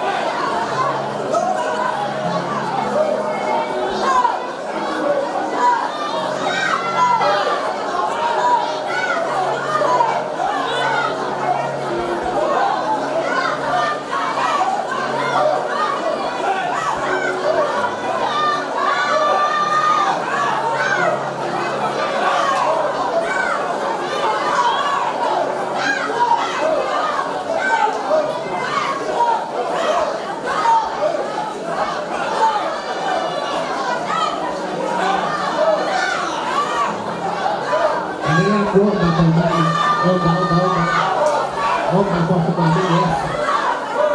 Usitazame nguvu zako wala usitazame historia ya tatizo. Omba kwa imani katika jina la Yesu. Yesu yuko mahali hapa. Yesu yuko mahali hapa kujidhihirisha kwenye maisha yako, kujidhihirisha kwenye mambo yako, kujidhihirisha kwenye mambo yako. Yesu ndio jibu. Omba kwa imani, omba kwa ujasiri.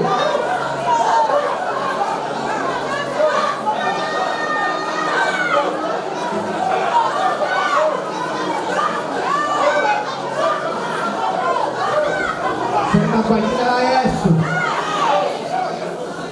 Sema kwa jina la Yesu. Kwa jina la Yesu.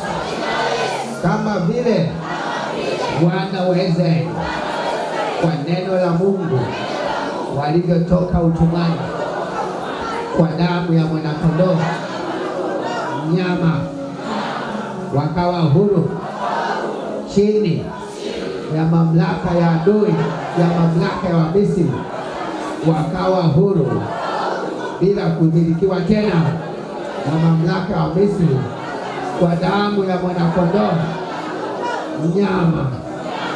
Na kadhalika ilivyoandikwa ni kwamba Kristo Yesu ni Pasaka wetu aliyotolewa kuwa sadaka.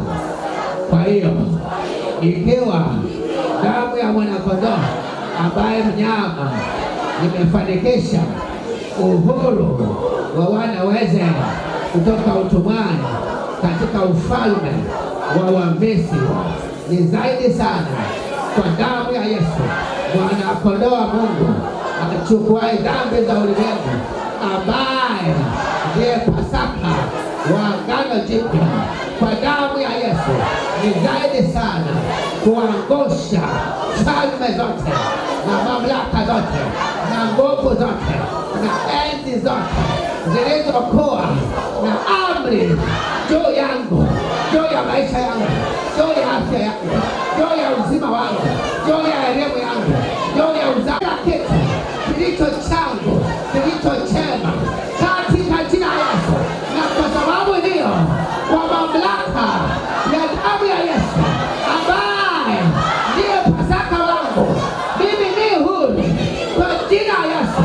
Na kwa kuwa ni huru, na kwa kuwa ni huru, niko huru, similikiwi na ufalme mwingine wote, na wala sipo chini ya ufalme mwingine wote usio wa Kristo Yesu.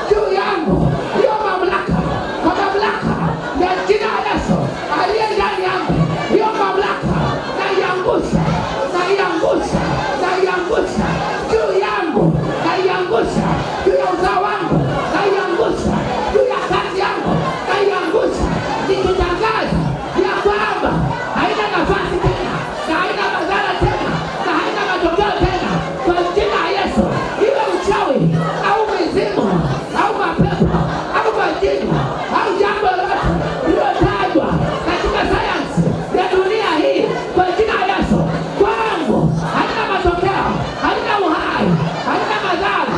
Kwa jina la Yesu halipo, naliangusha kwa damu ya Yesu, na mamlaka zake zote za giza naziangusha kwa jina la Yesu, kwa damu ya Yesu. Naangusha juu yangu, naangusha juu ya mambo yangu, naangusha mamlaka za giza kwa jina la Yesu. Naziangusha.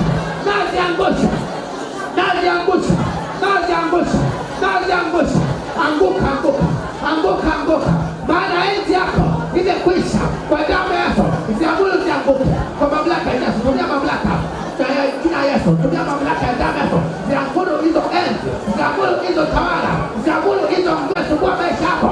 Ziambie sasa, anguka na uvunjike, anguka na uteketee, anguka na upotee, utoke kwenye kinara chako. Sema na hizo nguvu ndio Bwana kutesa. Sema na magonjwa, sema na mikosi, sema na kila neno baya uliokuwa unasumbua maisha yako. Sema kwa imani, niambie kwa jina la Yesu, hautaonekana tena kwenye maisha yako.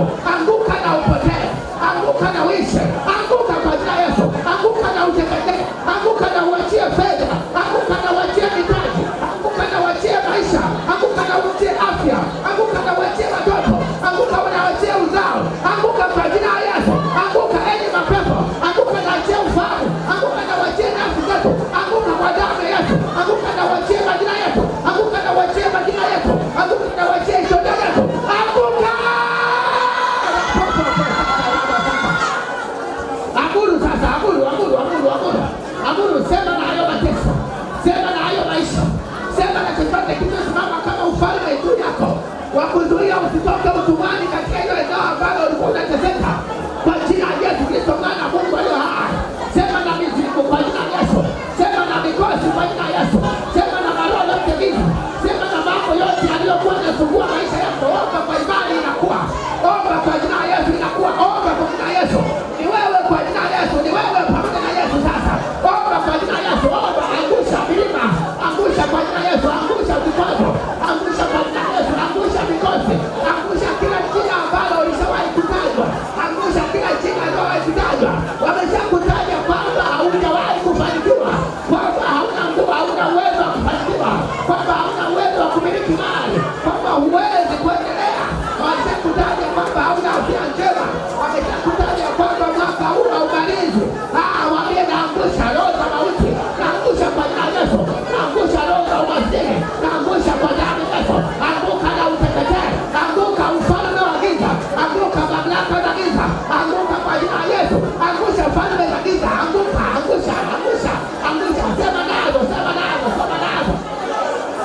Kwa damu ya Yesu, kwa damu ya Yesu, kwa damu ya Yesu, kwa damu ya Yesu, kwa damu ya Yesu, kwa damu ya Yesu. Popote ulipokuwa unasimamia kumtesa mtu yoyote, iwe kupitia biashara, kupitia mitaji, kwa jina la Yesu Kristo mwana wa Mungu aliye hai, kwa damu ya Yesu Kristo mwana wa Mungu aliye hai, ambaye ndiye Pasaka wetu, Pasaka wa Agano Jipya. Tunakuangusha wewe falme za giza, tunakuangusha wewe mamlaka za kuzimu, tunakuangusha wewe roho chafu, tunakuangusha katika jina la Yesu Kristo. Anguka kwa damu ya Yesu, anguka wewe ufalme wa giza. Kinara chako kimevunjika, kinara chako kimeharibika, kinara chako kimeteketea katika jina la Yesu Kristo mwana wa Mungu aliye hai, na kwa damu ya Yesu, kwa damu ya Yesu, kwa damu ya Yesu, kwa damu ya Yesu, kwa damu ya Yesu, kwa damu ya Yesu, kwa damu ya Yesu.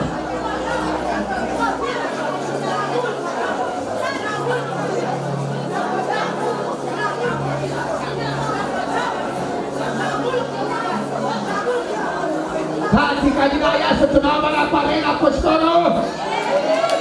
Sema asili ya umaskini kutoka upande wa baba na upande wa mama, roho za umaskini, nyinyi mamlaka mliokwamisha wazee wangu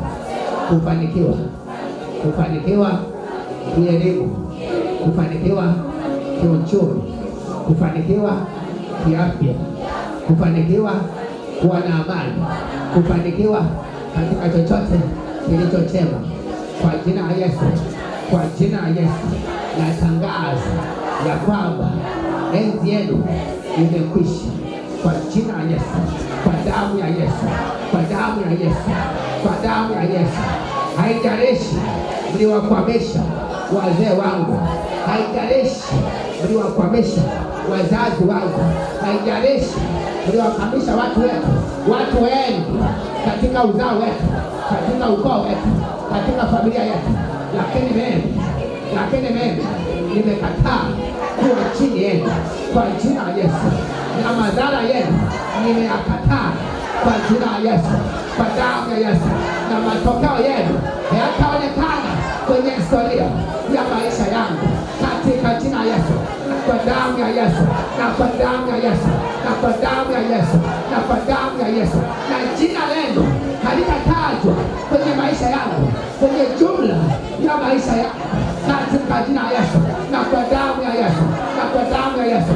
Maana aliye ndani yangu, aliyeniokoa, Kristo Yesu Mwana wa Mungu aliye hai, ni mkuu kuliko nyinyi kwa jina la Yesu. Na damu ya Yesu iliyonitakasa ni safi na bora kuliko damu yenu kwa jina la Yesu. Kwa sababu hiyo, kwa damu ya Yesu, kwa damu ya Yesu, kwa damu ya Yesu, namna yote ya hali zenu ndani yangu kwa jina la Yesu nazikataa kwa damu ya Yesu, na naziondosha katika jina la Yesu, na kwa damu ya Yesu nazikataa katika jina la Yesu, naziondosha kuanzia sasa. Hali yoyote iliyotokana na nyinyi, ufalme wa giza mliowatesa wazee wangu, haitaonekana kwenye maisha yangu, haitaonekana kwa damu ya Yesu, wala sehemu ya uhai wenu haitatajwa kwenye maisha yangu na uzao wangu kwa jina la Yesu, na kwa damu ya Yesu, kwa damu ya Yesu, kwa damu ya Yesu. Kuanzia sasa na wakataa kujitambulisha kwenye maisha yangu, na wakataa kuonekana, kujionyesha kwenye maisha yangu, na wakataa kwa jina la Yesu, na wakataa kwa damu ya Yesu, nakataa kutajwa kwa jina lenu kwa jina la Yesu, nakataa kutajwa kwa hali yenu kwa jina la Yesu, nakataa kutajwa kwa maisha yenu kwa jina la Yesu, nakataa kutajwa kwa utambulisho wenu, enyi mizimu, enyi umaskini,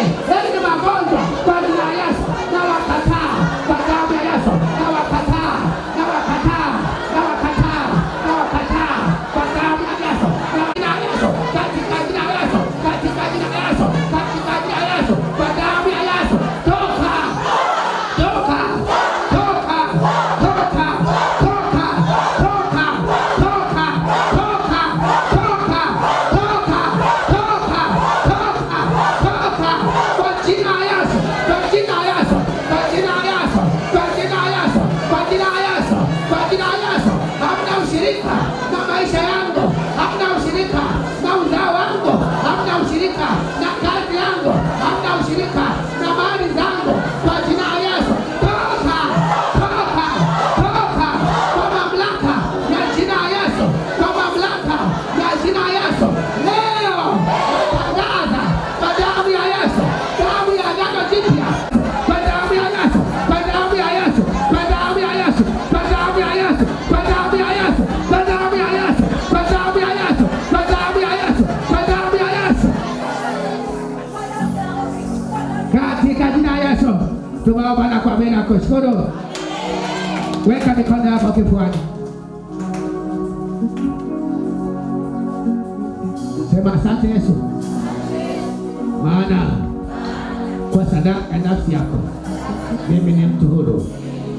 Nilipohukumiwa ni kwamba nimekombolewa, si kwa vitu viharibikazo, si kukombolewa kwa fedha, si kukombolewa kwa dhahabu, bali ni kwa damu ya Yesu. Nami naamini hivyo kwamba ndivyo nilivyo. Kima cha ukombozi wangu ni damu ya Yesu. Kima cha uhuru wangu ni damu ya Yesu. Kima cha uhuru wa thamani yangu, mafanikio yangu ni damu ya Yesu. Kwa jina la Yesu sizuiliki kuanzia sasa katika mambo yote yaliyo mema yanayompa Mungu utukufu ndani yangu sizuiliki kwa jina la Yesu, kwa damu ya Yesu. Wajumbe wote wa mauti, wajumbe wote wa mauti mliokuwa mnasimamia afya yangu kunizuia nisistawi, kuanzia sasa na watangazia kwa jina la Yesu sizuiliki, kwa jina la Yesu sizuiliki, maana toleo la uhuru wangu limeshatolewa, nayo ni damu ya Yesu, ni damu ya Yesu, ni damu ya Yesu, ni damu ya Yesu, ni damu ya Yesu, ni damu ya Yesu, ni damu ya Yesu, ni damu ya Yesu, ni damu ya Yesu.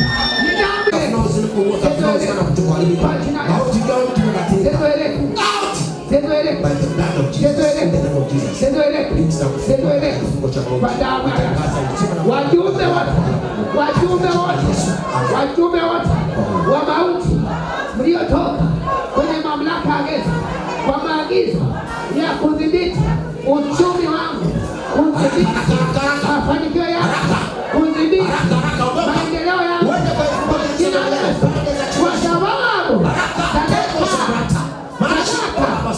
sadaka ya ukombozi wangu imeshafanyika, nayo ni damu ya Yesu, kwa damu ya Yesu sizoeleke, kwa damu ya Yesu sizoeleke, kwa jina la Yesu. Sema unataka nini? Unataka ndani ya mtu?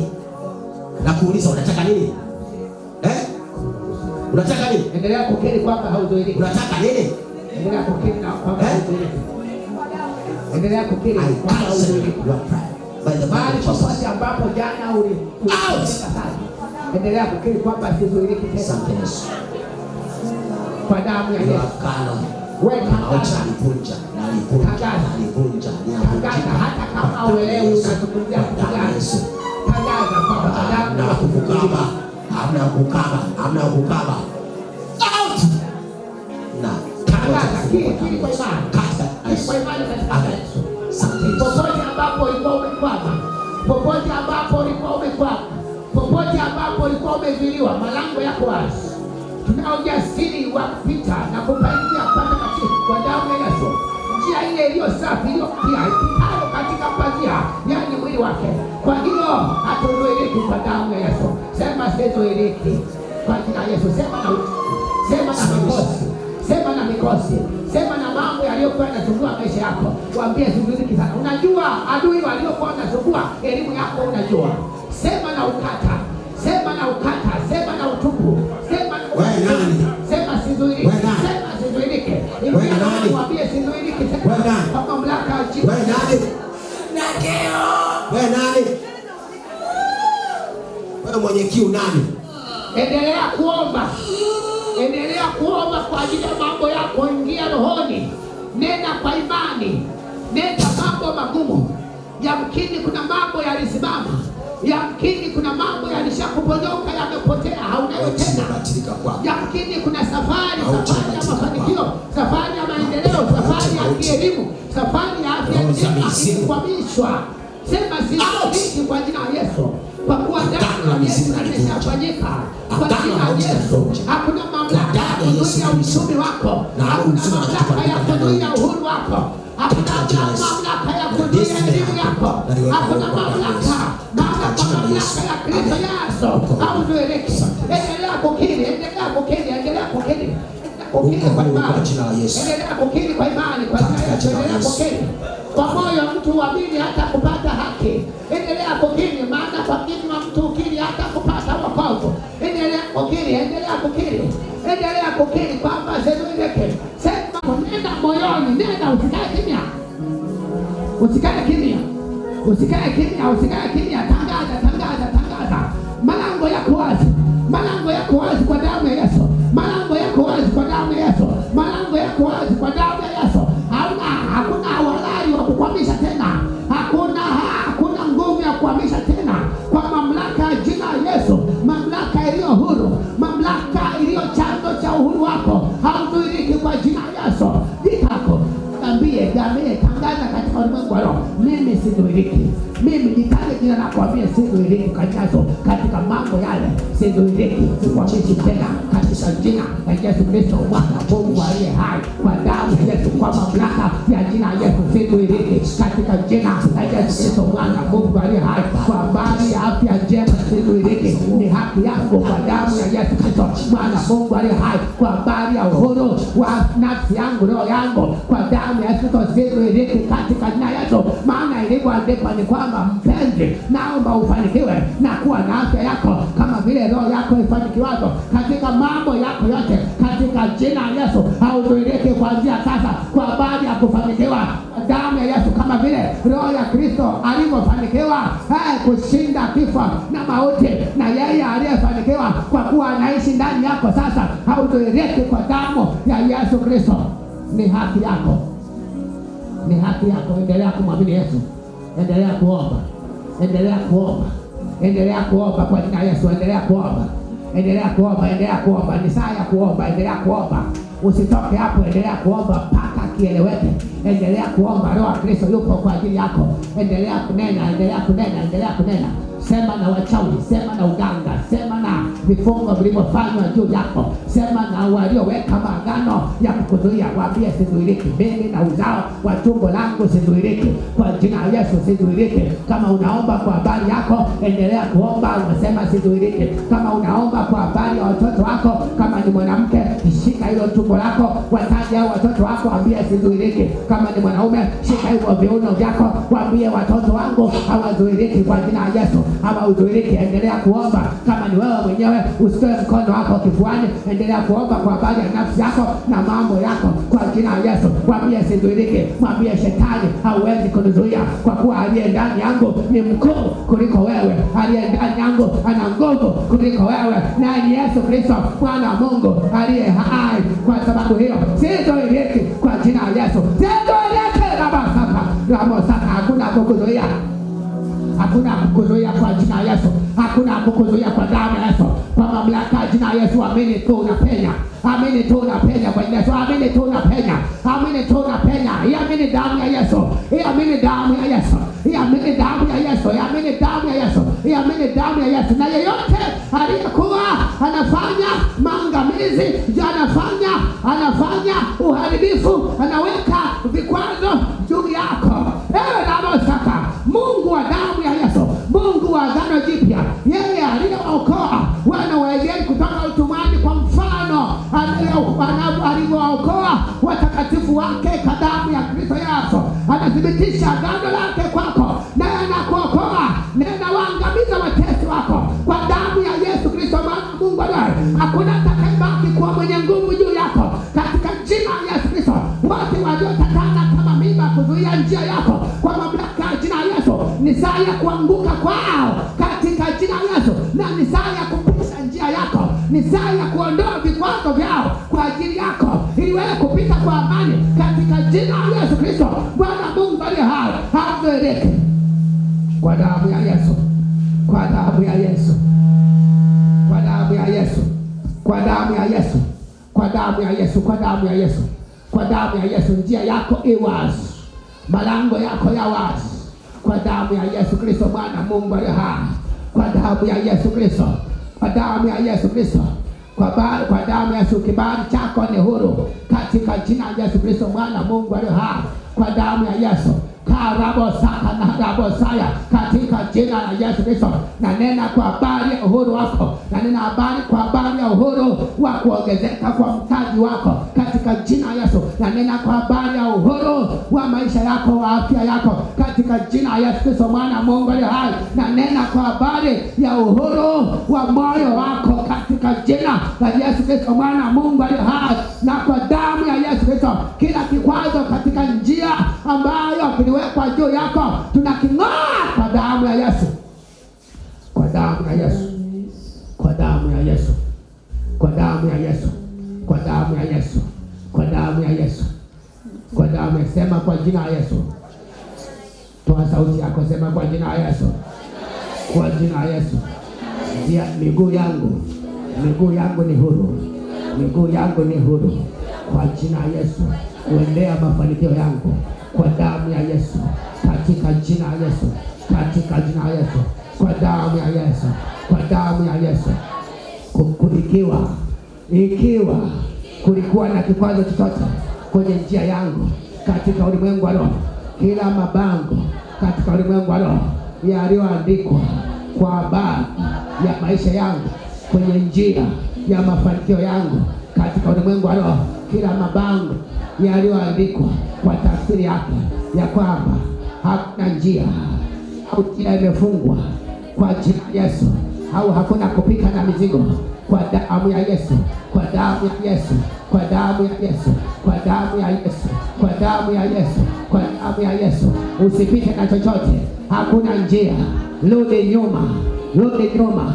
Mbwa mkali kunalindwa na umeme, na kila bango linaloashiria kizuizi katika njia yangu kwenye ulimwengu wa roho, kwa damu ya Yesu, hayo mabango sasa kwa jina la Yesu na kwa damu ya agano jipya ya Yesu Kristo, Pasaka, agano jipya katika jina la Yesu, na ng'oa hayo mabango kwenye njia yangu katika jina la Yesu.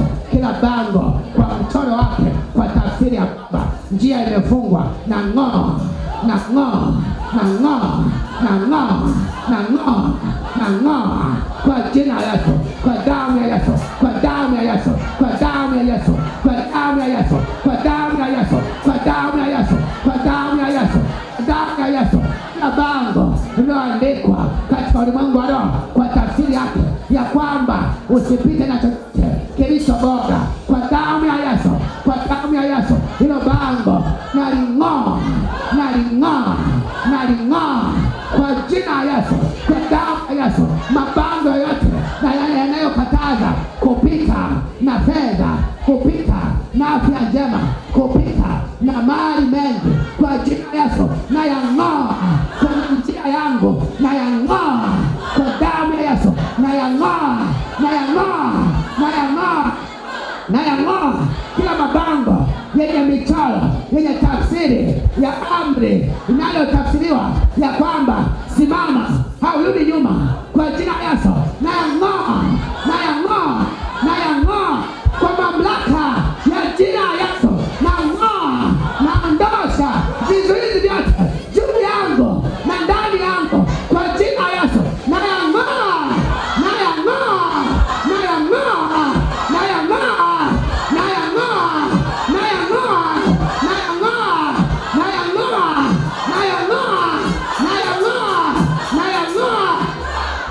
yang'oa, na yang'oa, na yang'oa, na yang'oa kwa jina la Yesu, kwa damu ya Yesu, kwa damu ya Yesu, kwa damu ya Yesu, kwa damu ya Yesu, kwa damu ya Yesu. Kila bango lenye tafsiri ya kizuizi juu yangu katika eneo lolote la mafanikio yangu na uhuru wangu na heshima yangu na utajiri wangu, kwa jina la Yesu, kwa damu ya Yesu, na ng'oa, na ng'oa, na ng'oa kwa damu ya Yesu, kwa damu ya Yesu, kwa damu ya Yesu.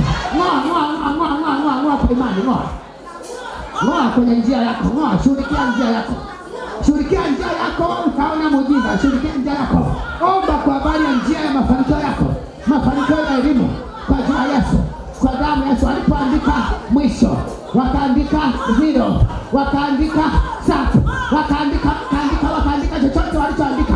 Ng'oa hilo bango katika ulimwengu wa roho, ng'oa kwa damu ya Yesu, ng'oa, ng'oa kwa jina la Yesu Kristo, mwana wa Mungu aliye hai, kwa damu ya Yesu Kristo, kwa damu ya Yesu. Wameandika disco, ng'oa, ng'oa, ng'oa, ng'oa, ng'oa, ng'oa, ng'oa, ng'oa, ng'oa, ng'oa, ng'oa, ng'oa, ng'oa, ng'oa, ng'oa, ng'oa kwa damu ya Yesu, ng'oa, ng'oa kila bango katika ulimwengu wa roho kwa damu ya Yesu. Wameandika hasara kwa jina la Yesu Kristo kwenye biashara yako, wameandika kufilisika, wameandika mufilisi, ng'oa, ng'oa kwa jina la Yesu, ng'oa hayo mabango, ng'oa kwa damu ya Yesu Kristo. Wameandika kulazwa, wameandika kuugua, kwa damu ya Yesu, ng'oa hayo mabango, ng'oa katika jina la Yesu.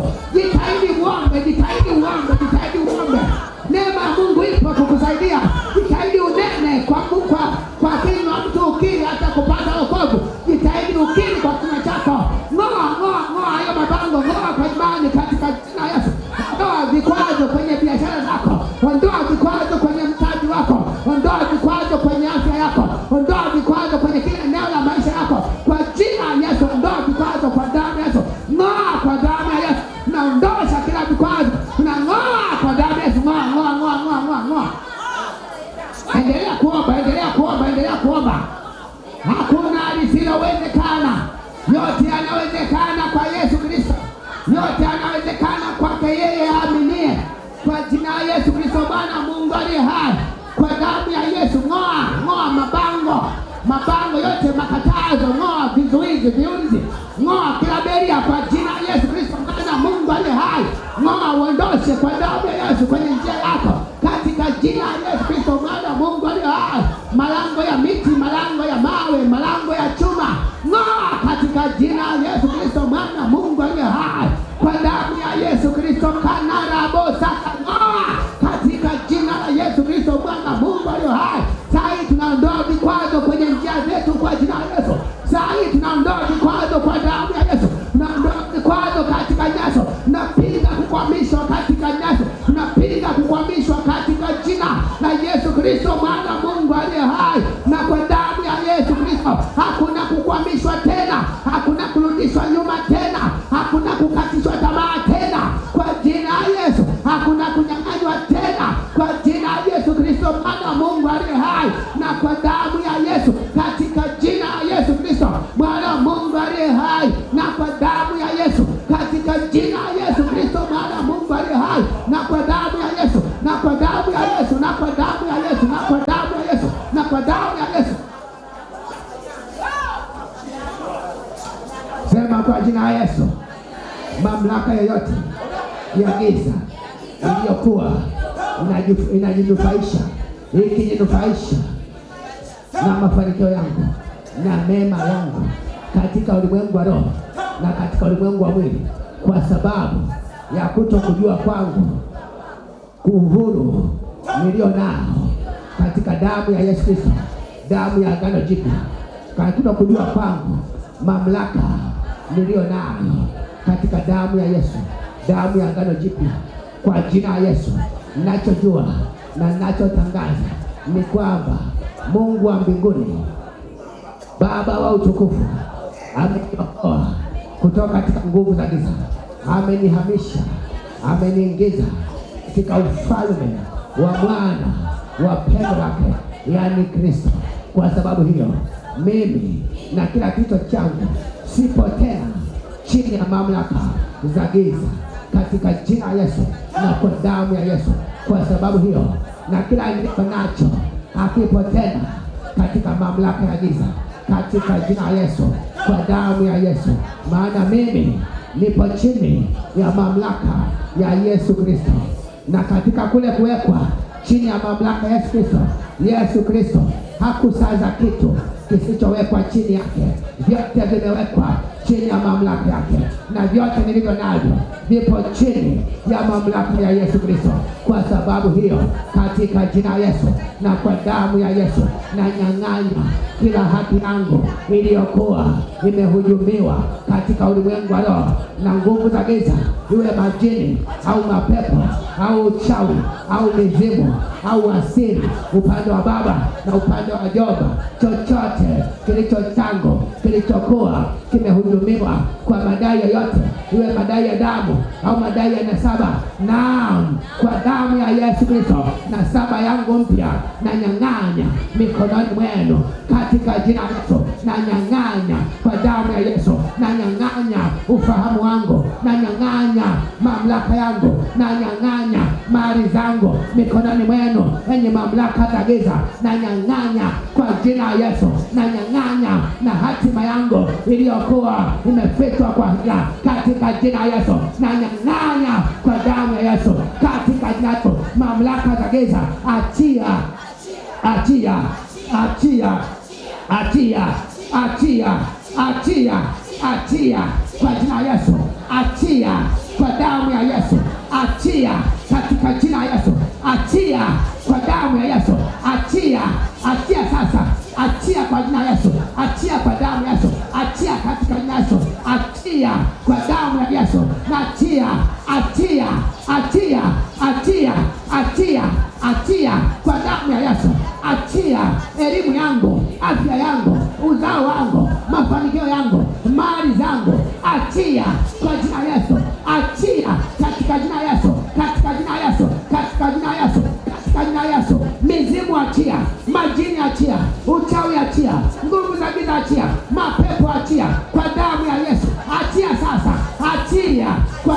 la Yesu. Achia kwa damu ya Yesu. Achia, achia, achia, achia kwa mamlaka ya jina la Yesu. Achia sasa, achia sasa, achia sasa. Hebu waambie waachie, ambie achie. Nini ambacho ulikuwa unasumbuka hakikuwa kinakaa vizuri, waambie waachie. Achia, omba, waambie waachie. Nini kilikuwa kimenyang'anywa mikononi mwako? Waamuru waachie kwa mamlaka ya Yesu. Unayo mamlaka sasa kwa imani katika damu ya Yesu. Unayo mamlaka. Waambie waachie sasa, waambie waachie na wanaachia. Sema nao. Sema nao hata kama kwa macho ya nyama hawaoni na mtaji wako, waambie waachie sasa. Ni saa ya kufanikiwa kwako, ni saa ya kuchipuka, ni saa ya kuwa huru katika jina la Yesu Kristo Bwana Mungu. Leo usiache kuomba. Waambie waachie. Wewe omba kwa imani, omba kwa imani, omba kwa imani. Yesu amesema na lote mlifanyia kwa jina la Yesu. Nimechoka kila ninapopata naye.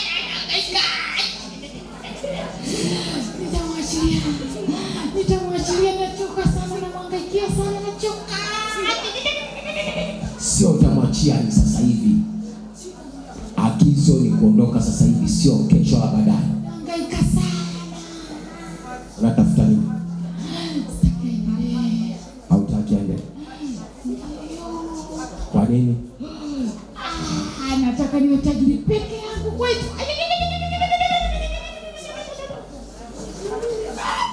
Endelea kuomba, endelea kuomba, endelea kuomba. Hiyo unajua kwamba wewe unajua kwamba ameitiwa kufanikiwa. Unaamini ameitiwa kufanikiwa. Atafanikiwa.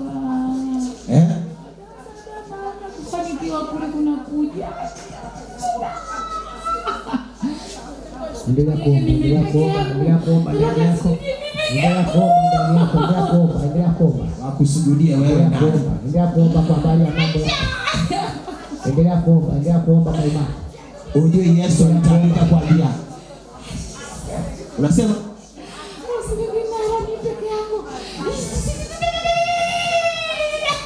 endelea kuomba, endelea kuomba. Mwamini Yesu katika mambo yako. Mtu amegharamiwa kwa mauti ya Kristo, kwa damu ya Yesu. Yesu Kristo tumefahamu neema yake kwamba alikuwa maskini kwa ajili yetu, japokuwa alikuwa tajiri ili sisi tupate kwa matajiri kwa maskini wake.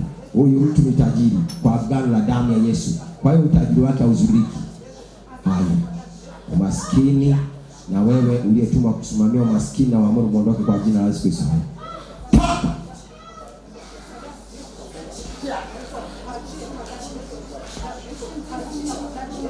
Endelea kuomba.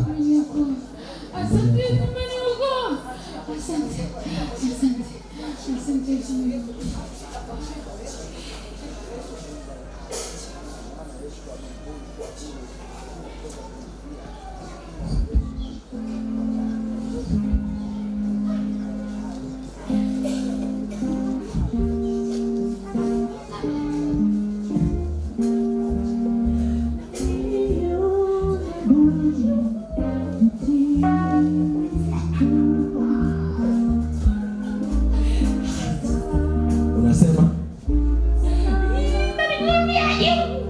Utaki aje?